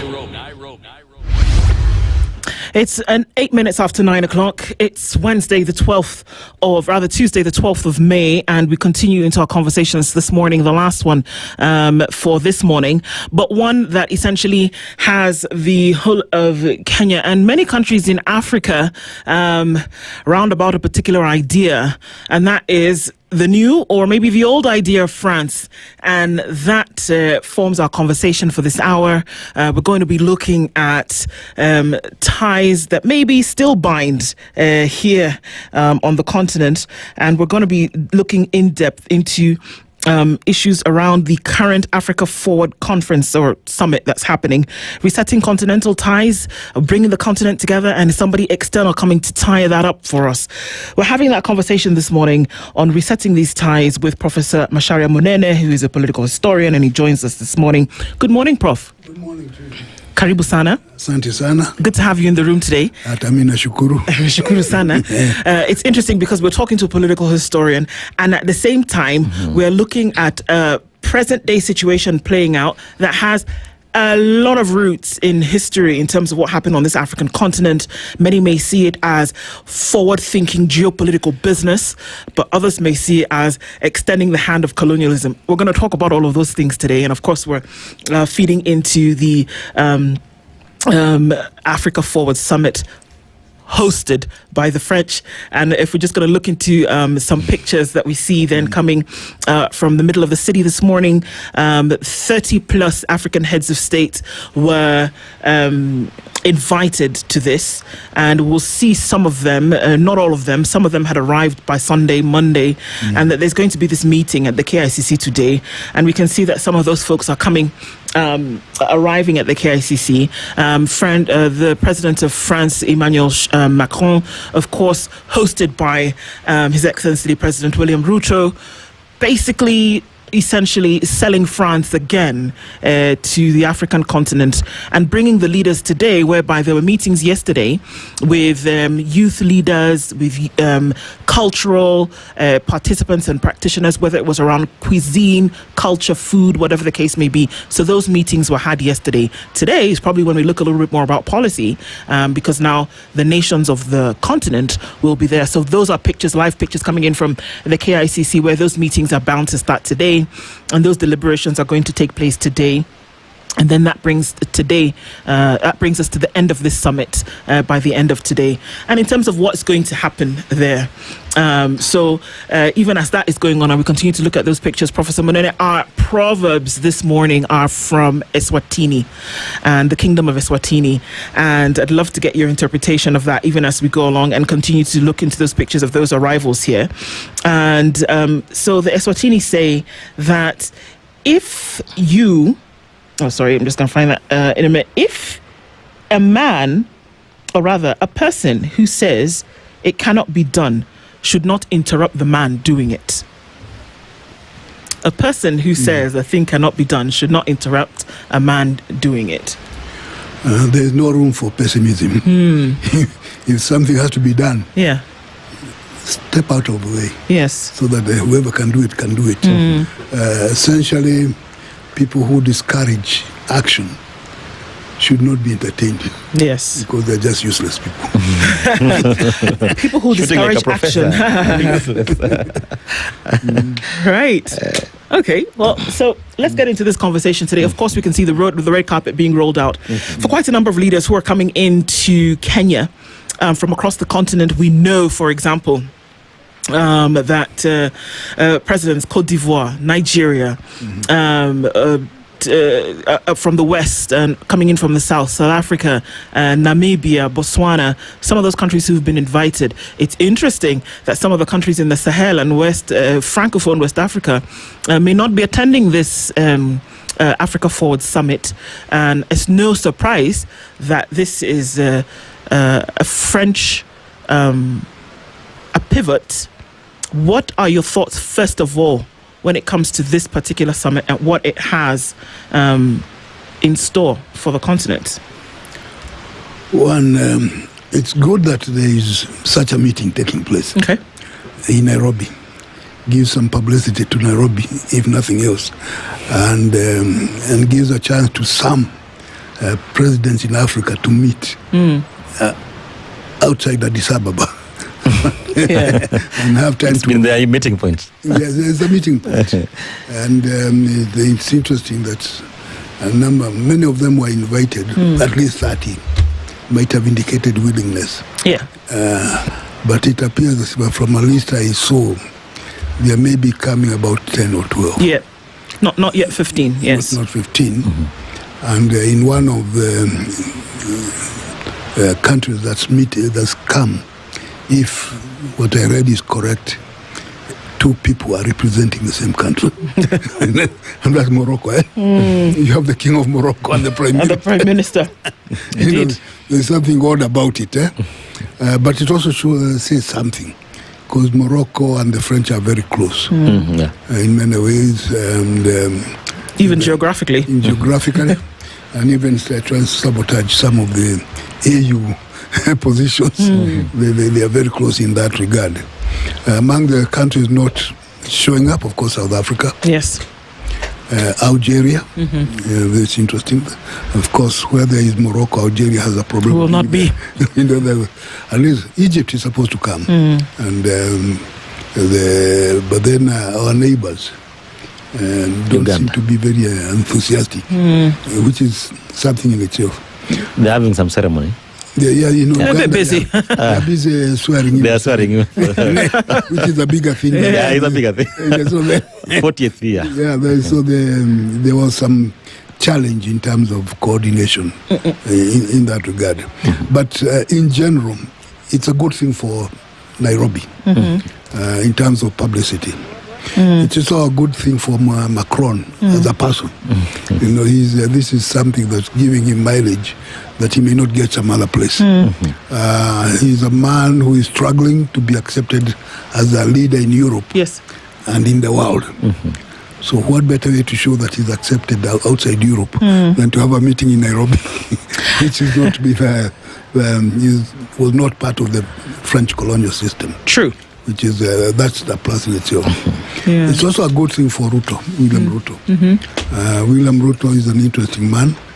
He craves for validation and acceptance as the leader of the Africans.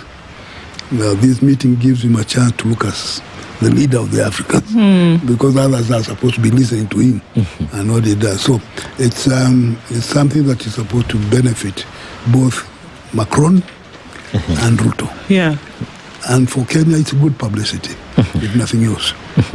It's interesting because you speak about the benefit to these two gentlemen. And so then what that would do is that it speaks highly to the political positions that they both take.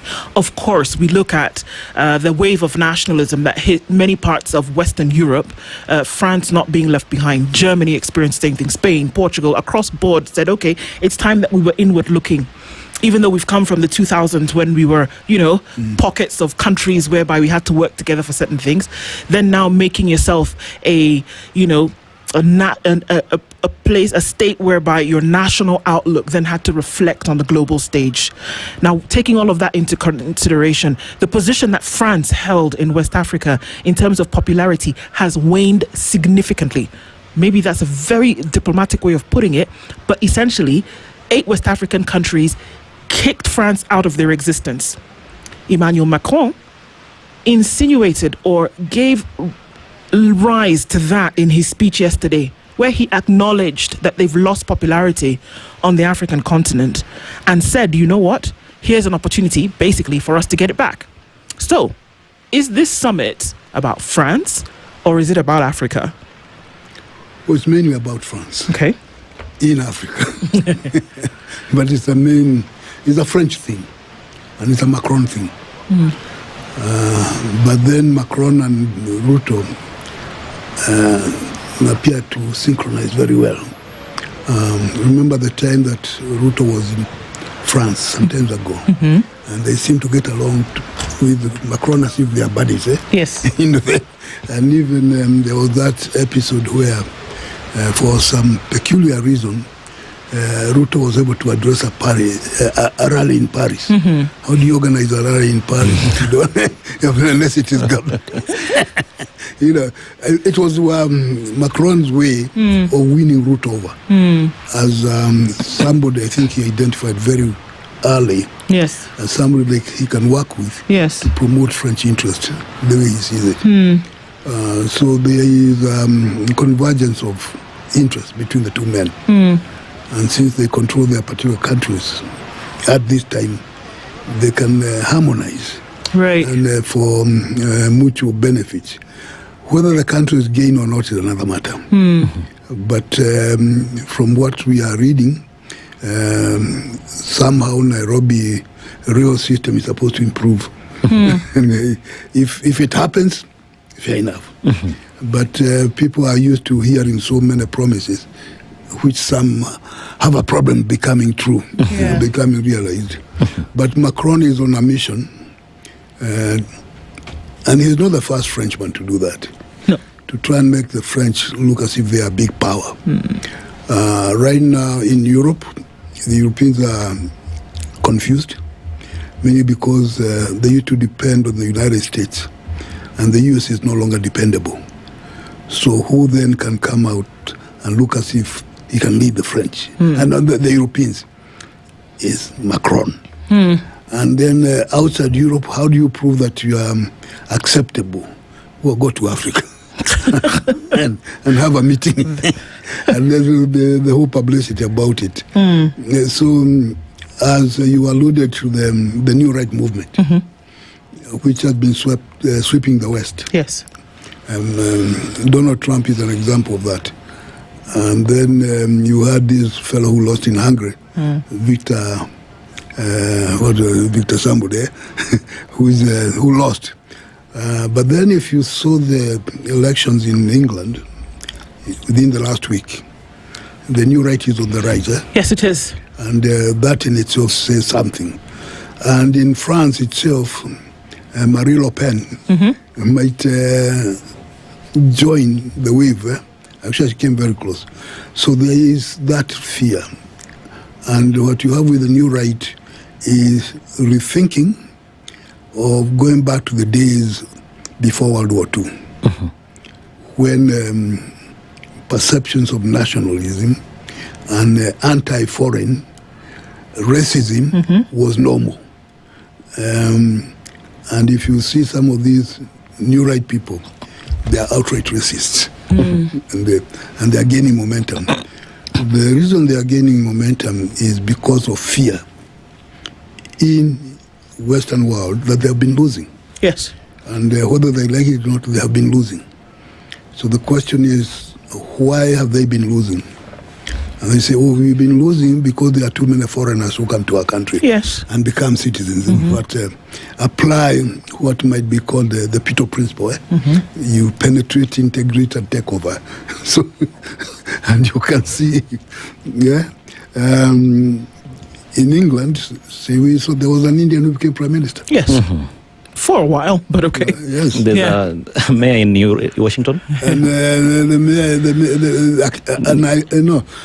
Ugandan is mayor of New York. New York. New York. And London has an Indian as well. Yes. So Donald Trump is the one who comes up very well, showing that there's something wrong with this. So how do you stop this? You stop migration.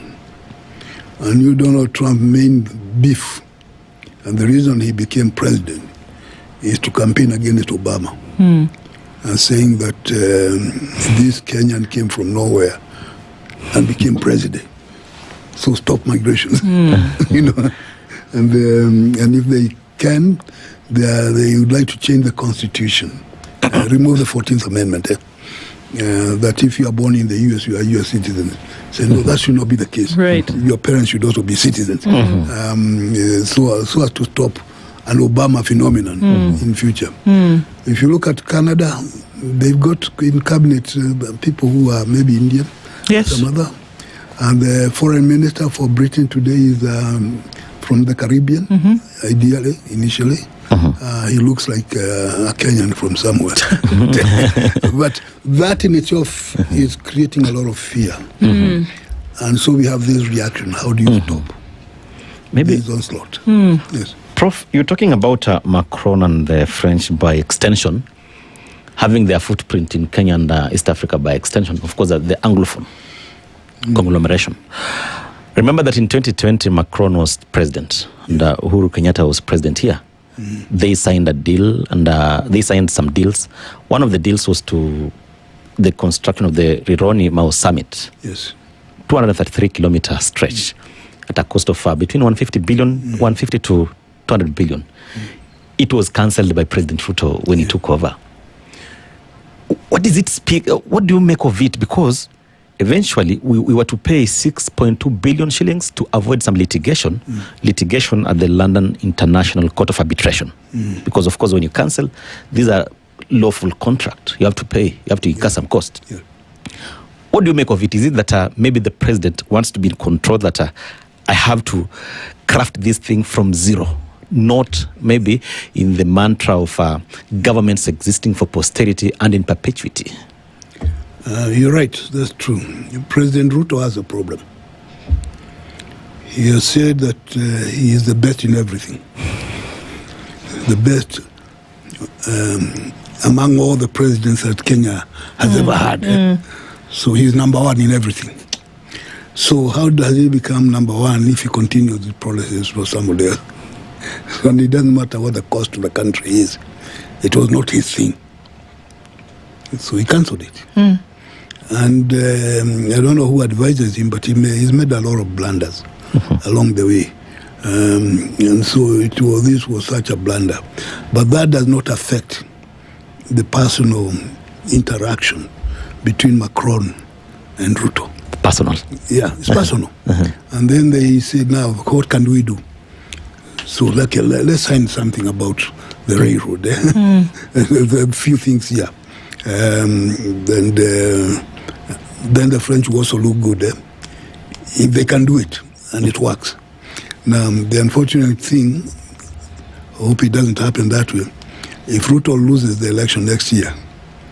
And also Macron is leaving office next year. Yeah, he's also having some has to. Yeah, he's and then he's Marie Le Pen or whoever comes in, doesn't like this was done wrong. He's going to undo all of it. And these are temporary things. And it was very unfortunate that it happened, and it's likely to happen again. The attempt to look as if you are number one in everything and everybody else is useless is very dangerous for the country, because a good leader should be able to build on what others have done, improve on it, and do it much better. Not to destroy. So the impression that President Ruto has been destroying whatever is associated with Uhuru Kenyatta or Mwai Kibaki or Moi or the original Kenyatta is unfortunate in itself. Yeah. Because some of the problems people are seeing are real self-inflicted wounds on the part of the president. If he had built on these things, it would be a different story. But the Rironi Road is a good example of trying to get rid of what is associated with somebody else, as opposed to continuing. Just like Trump tried to get rid of anything associated with Obama, Biden, Obamacare, and you can see the consequences can be felt even here. You said it's collapsed. USA, and why? Not because it was not doing a good job. You said it was doing a very good job. We might question one or two things, but all over the world they were doing a very good job. But since they were associated with the wrong people, cancel the whole thing. Yeah, throw it out. Throw it out. Whereby it was making some good gains. Oh, yeah, they were making very good gains, but associated with the wrong people. I want to look at some of the nation, and very rarely are things just by coincidence when we look at especially meetings like this. Of course, the long hand of colonialism, which has now been given the name neo-colonialism, playing out in the minds of a lot of people when we see something like this going on.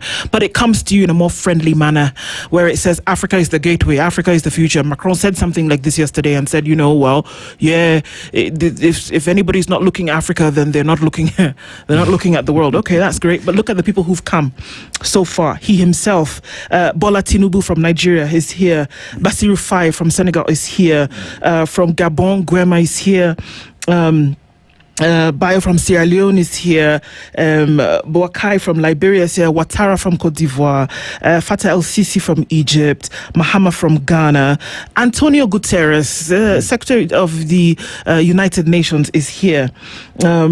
Like he says, Aziz Akunosh from Morocco is here. Ragulam from Mauritius is here. We've seen just now the leaders from Ethiopia and Rwanda, Paul Kagame, here as well. Are these strategic meetings? We know, for example, that the relationship between Rwanda and France has been under tension for the longest time, especially after 1994. Paul Kagame himself opened his mouth and said, how can we depend on you to then be able to help us grow when the time when we needed intervention the most, it never happened? Does this speak to that the presence is here?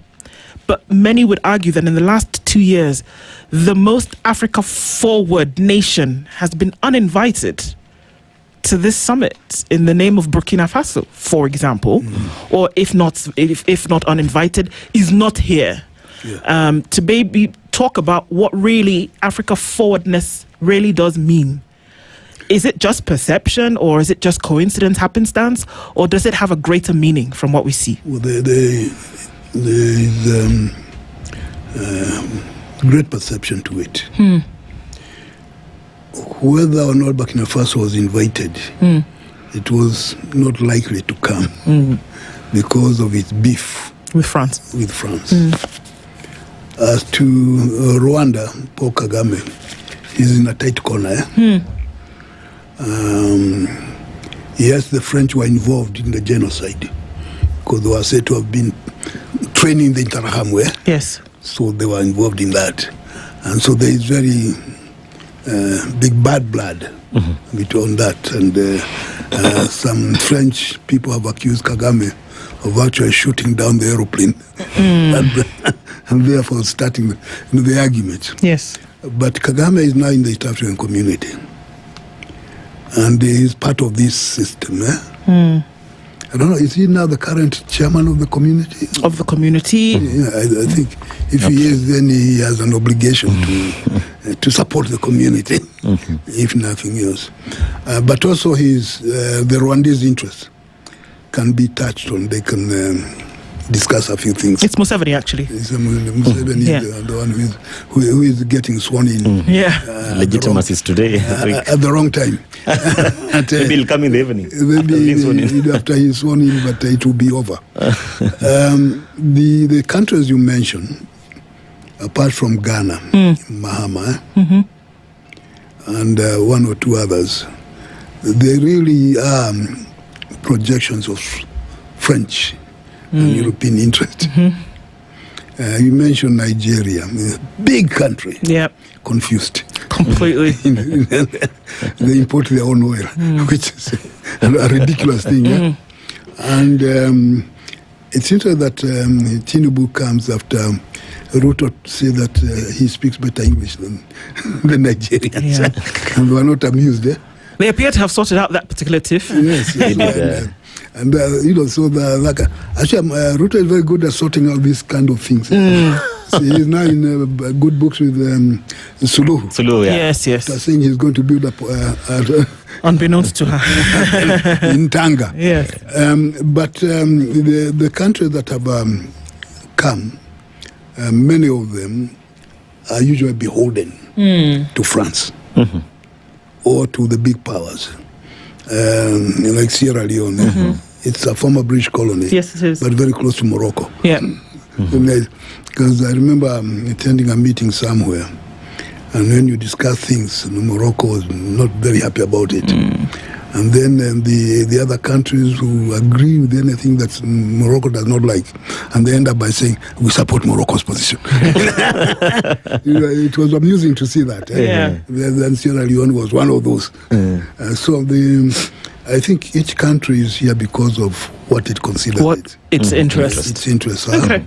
Well, let's take how France can help. How France can help them as individuals and not coming together as Africa, which is interesting because that seems to be the long rallying call. Come together as a continent and then see how you can grow. But that seems to be a little bit different. On a light note, perhaps we'll get Morocco and Senegal in a room and they can agree on this thing and who's going to give back the trophy. But okay, that could be a conversation that we could have later. We'll take a break. We're looking at the Africa Forward Summit. Professor Macharia Munene is here with us. We'll come back and talk a little bit more about what it actually does mean looking forward. Are we talking about an Africa that actually come together and deal with its issues? It's 27 minutes to 10 o'clock. This conversation continues after this break. Don't go away. This is the Situation Room, the only way to start your day. Traffic. All right, taking a look at what traffic looks like into the city this morning. Very busy into the CBD.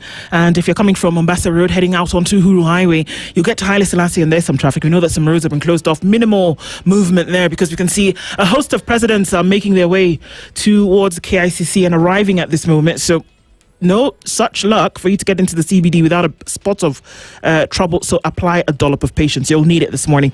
Also, as you come off of Raila Odinga Way, then trying to touch on Valley Road through that Ngong Road stretch, it's going to slow down for you just a little bit as well. And there's still heavy traffic outbound and inbound coming in on the Thika Superhighway this morning. And that's one of the places that we're told it's going to happen. Let's take a quick look at Mombasa Road, and there is some traffic here as well. It's busy getting to the CBD. North Airport Road is an absolute mess because it's crawling along. As you get towards the Outer Ring Loop, it's going to slow down also a little bit more. Inbound traffic on Mombasa Road through towards Haile Selassie, also slow. So it looks like it's going to be a trafficy morning, if we can make up that word. Why not? Okay, also coming off of Limuru Road, busy getting into the city. All to watch. Let's see what happens through the day. Talk to us, SpiceFM KE on X.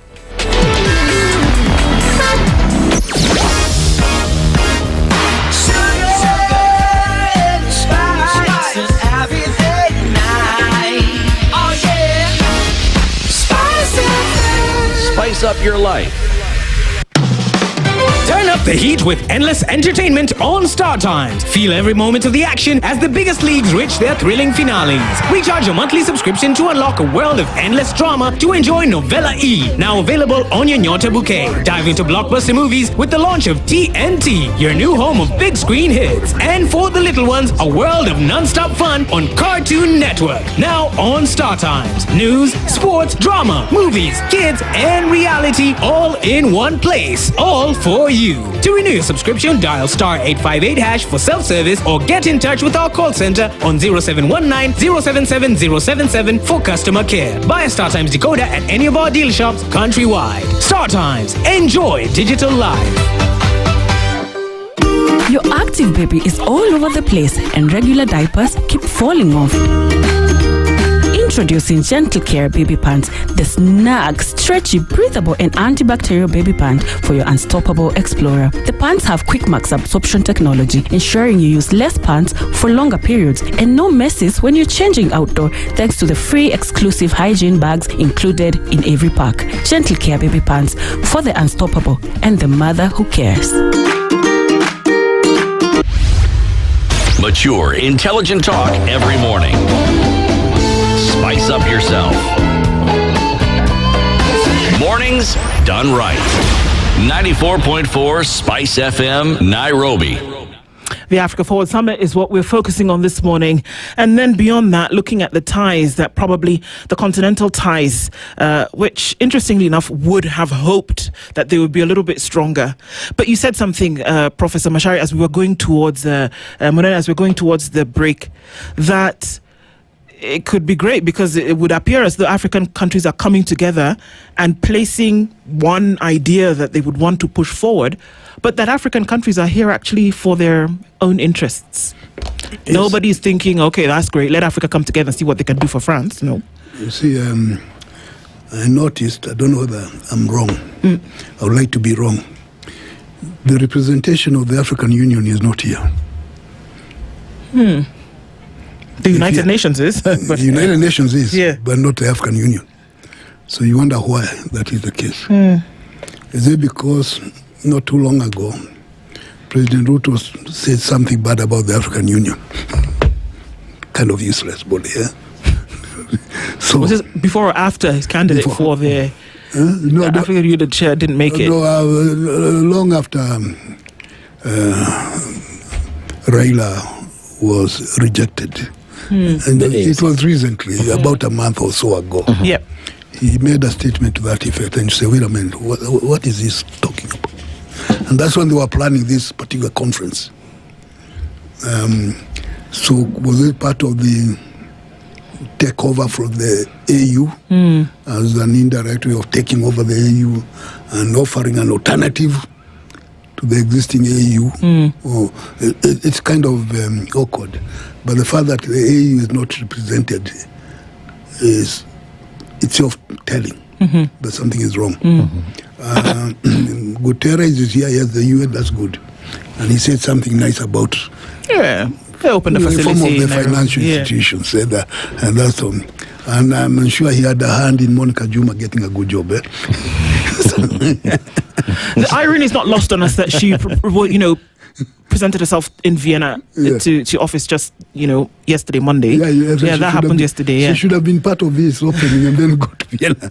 But maybe something happened because it would have been a good image. But somebody goofed somewhere. But if the idea in this is for the Forward Africa to replace AU as the vehicle for African interest, then we have a problem. I don't even understand how that would work, Prof. Because if, on that point, I think I would agree with President William Ruto about the AU. For the longest time, I've said that this organization, if what it is meant to do is not is what we see here, then shut the thing down. Let's do something else with the premises in Addis. But it's not. Is it possible to have an externally funded body then oversee the affairs, the internal affairs of Africa, because that's what we're talking about.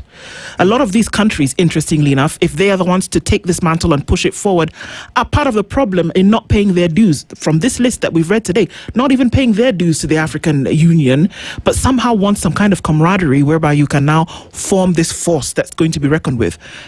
Don't have our backyard sorted out. How can we be Africa forward if the elements who are being brought have not sorted out things in the backyard? It's a mental issue. Okay. Rather than mechanical. It's a thinking. Yes. Countries, either AU or even the East African community, many countries don't pay their dues. I understand that in East Africa, only Rwanda and Kenya are up to date, pay regularly to an extent. The others find excuses. And so the entire community is funded by the EU and some other foreigners. The same thing with the African Union. Now, if there is thinking of replacing the AU because it is incompetent, because that would be a good reason, now finding a consensus for that becomes a problem. Because if only 10 countries came to this meeting, and there are 54, what happened to the other 44? Yeah. So there is a problem. So the first thing is to raise the issue that something is wrong with the AU and its ability to project itself. At least Mahama is here, and Mahama has been doing very well in Ghana. In Ghana. So maybe he can spearhead this, given that he's the one who took that resolution to the UN about slavery. Yes. Being a grave crime against humanity, which had been vegetating for some time. Algiers, that's when the last resolution to be taken over this. And one of the unfortunate things, like if there is that intention, it sounds like Donald Trump. He wants to get out of reorganize the United Nations with his own. Yes. With the Trump nations. Something about peace, world peace forum. Philosophically, there is something wrong with it. It's because it does not talk about fixing the problems in the the African Union or the United Nations. It's actually doing away with these things. For Donald Trump, it's very clear why he wants it, because he doesn't want anything that happened after World War II. Because it gives credit to all these other people. And I don't know whether that's what President Ruto is thinking. That he really doesn't care about the AU because he said it's useless anyway. And whatever may have been done, it's not fixing the AU. It's kind of doing away with it. Does it matter who picked whom? And I ask this question because if Kenya, the Africans, picked France and said, come, let's have a conversation. Or if France is the one who sat in Paris and said, well, guys, our time is running out. We need to be relevant. We pick Africa. Does it matter? In these multilateral communications or relations, does it matter who picked who to have this conversation? Actually, it really does not matter. As long as they have a convergence of opinion. And part of the reason I say this thing is real personal between two men who are on a mission to lift up their images, either in Europe and the world or in Africa and the world.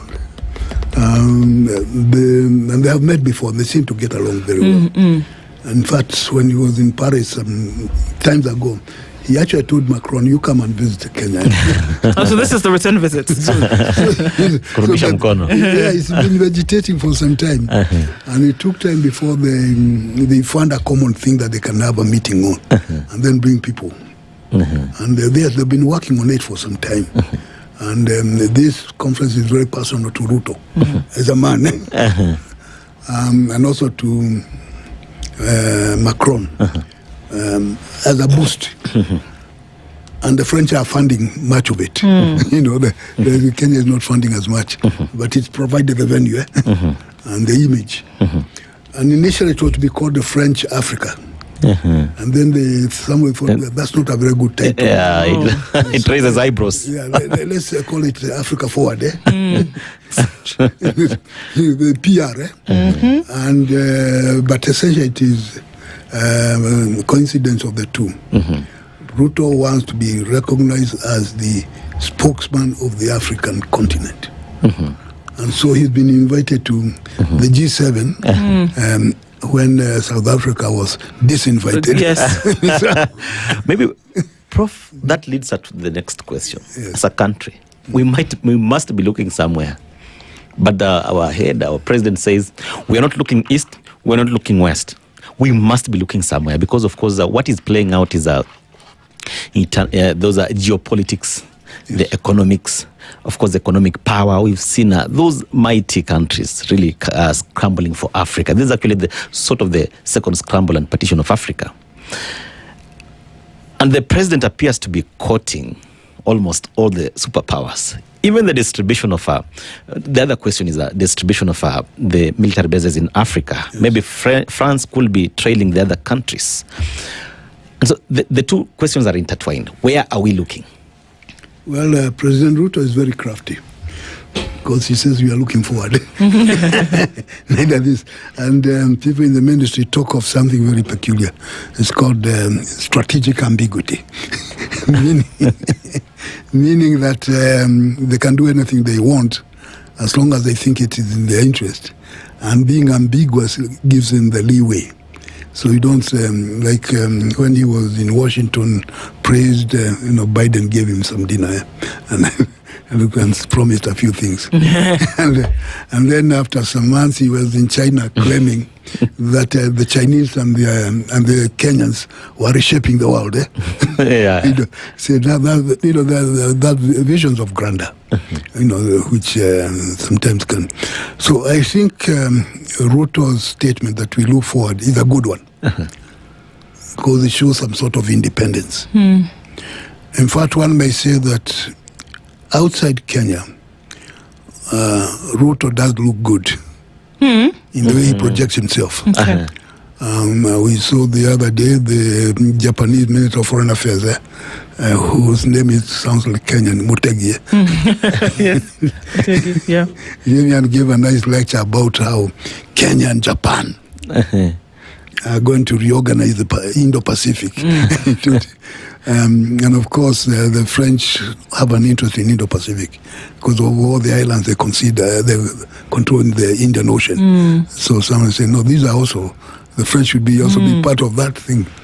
And in terms of the defense or security arrangements, I wonder what Kenya is going to be secured by the French against who? So, and the French are in Djibouti in a big way. Yes, they are. And they are in the Indian Ocean. Yes. In a big way. Yes. So we know our understanding with Ethiopia, which is long lasting, was mainly against threats from Somalia. That was very clear. Our understanding with the British, and that's why they have these Batuk things, was because at the time of independence, many of the East African countries suffered mutinies. And the new governments were embarrassed to have to call on the British to help them, which is what happened in Lanet. And also in Dar es Salaam, it happened. And they had to call on. It was embarrassing. Yeah. So as a result, they have an understanding, you can be training here just in case we need you. So that's a security arrangement can be understood. I understand we are also getting into agreements with Turkey, which has dreams of recreating the Ottoman Empire across all the way East Africa. And so we are getting into some understanding with Turkey about defense. And U.S. defense against what? This is it. But this is my thing, that again, going back to the nationalist policies, everybody wants to do something. France wants to do something. The USA wants to do something. Turkey, for goodness sake, wants to do something. Japan wants to do something. And then they all come here as the one who is going to help them do their something. When are African nations going to be the ones who lead the charge and say, excuse me, we know this thing that you're telling us. We know that we have a wealth of resources, the richest continent on the planet. We know this. We know we've got billions of people strong who coalesced around a particular idea or ideal can actually move things. We know this. We also know that there's certain things that we have to do to get our ducks in a row in order to then be a force to be reckoned with. We are the ones that everybody comes to enable them achieve their goals.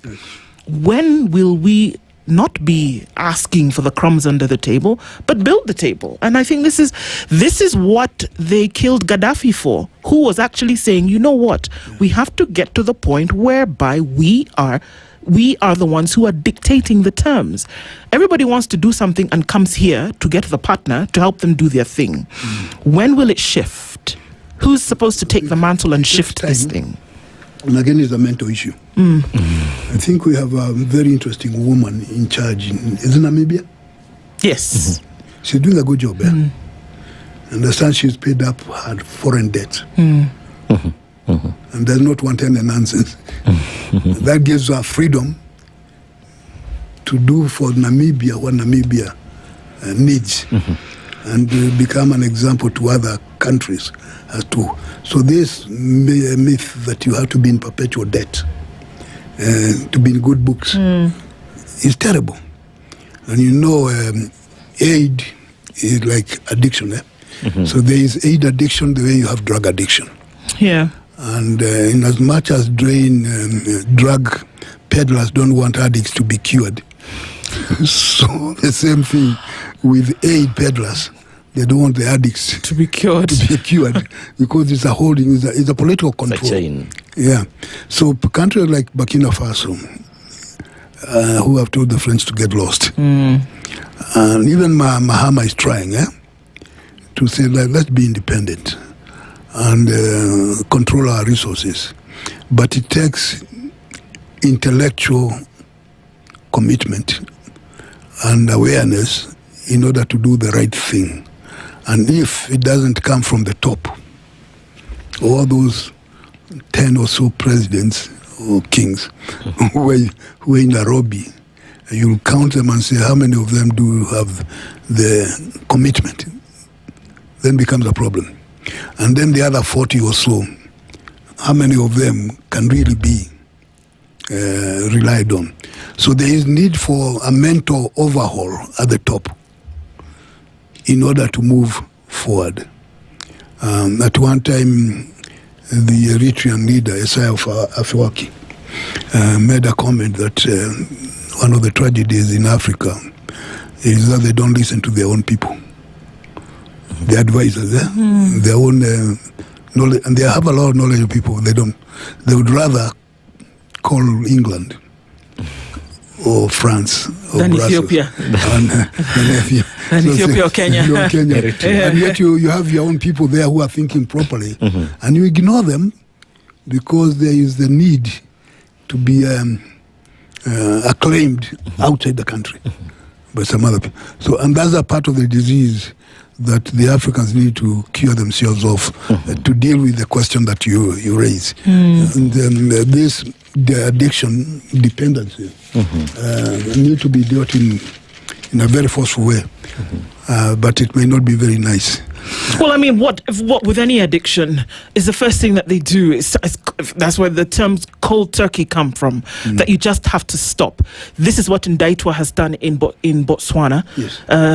In Namibia. This is what interim President Traore did in Burkina Faso, and said, just stop. That's what you do with an addict. You stop it. You don't say, oh, well, maybe from tomorrow we go. No, that's why they go through things like withdrawal.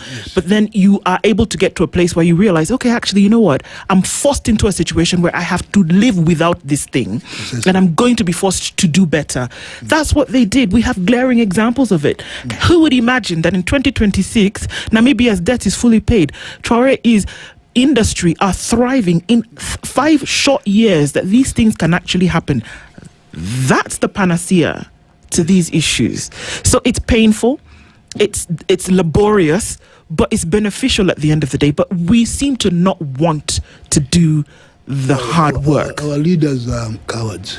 Okay. They don't want to deal with that kind of thing. And earlier you mentioned what happened to Gaddafi. Don't forget that the people you are going to be dealing with in order to be free, the peddlers, they might even want to kill you. They'll kill you. Yeah. See, they killed Gaddafi. They did. And what was his crime? He wanted Africa to be free. United Africa. How can you have a currency that does not depend on the dollar? So the first thing is to know who you are dealing with. And when you check properly who you are dealing with, some leaders just cow and say, no, you don't want that. And so they submit. Others may not even have thought about it. Or if they have thought about it, they have thought properly and said, let's face the reality. It might come, but be ready for it. Because the problem is not to be ready for it, because the forces are not nice. Whether they are French, British, American, or whoever, they think that their interests are going to be jeopardized. They'll get rid of you. And they've done that many times.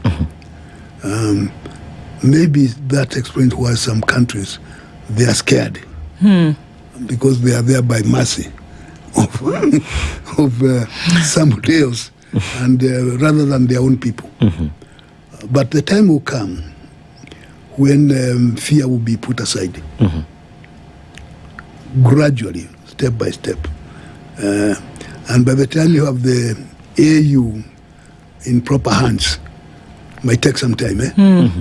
But if you have many of the African countries having leaders who are clear of what needs to be done, then the AU can be a proper vehicle for that. At present, it does look, and they should all be able to pay their own debt, their own bills, which they don't. And because they don't pay, somebody else pays.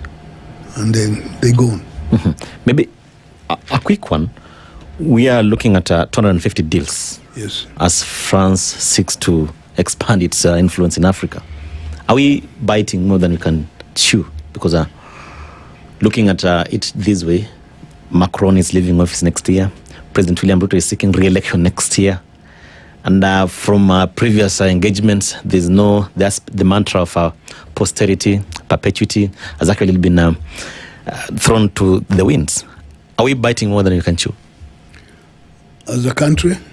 As a country, the president is inking these deals at this particular time. But he likes putting ink somewhere on big issues.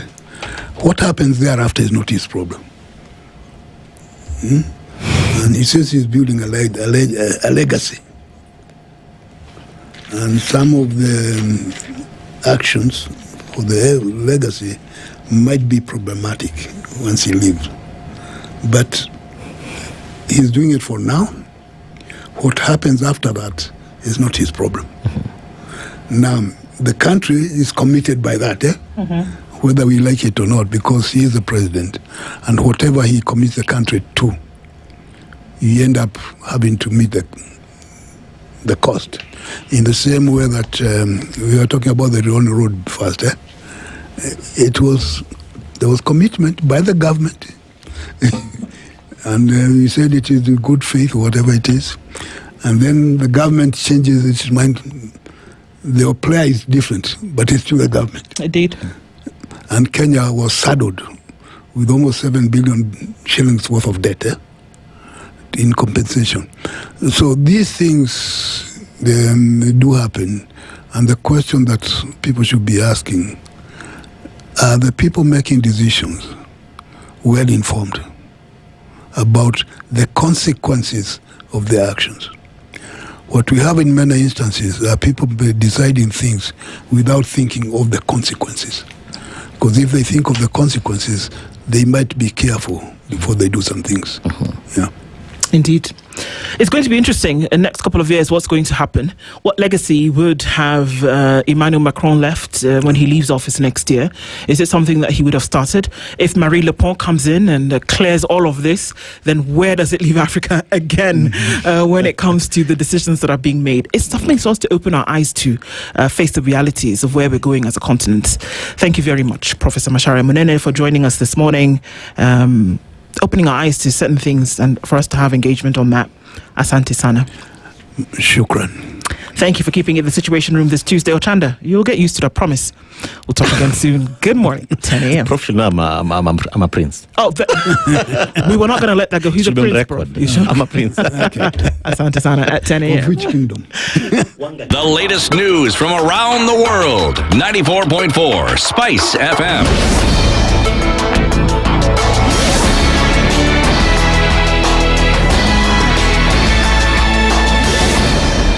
Good morning. This is the Newswire. I'm Sheila Tembor.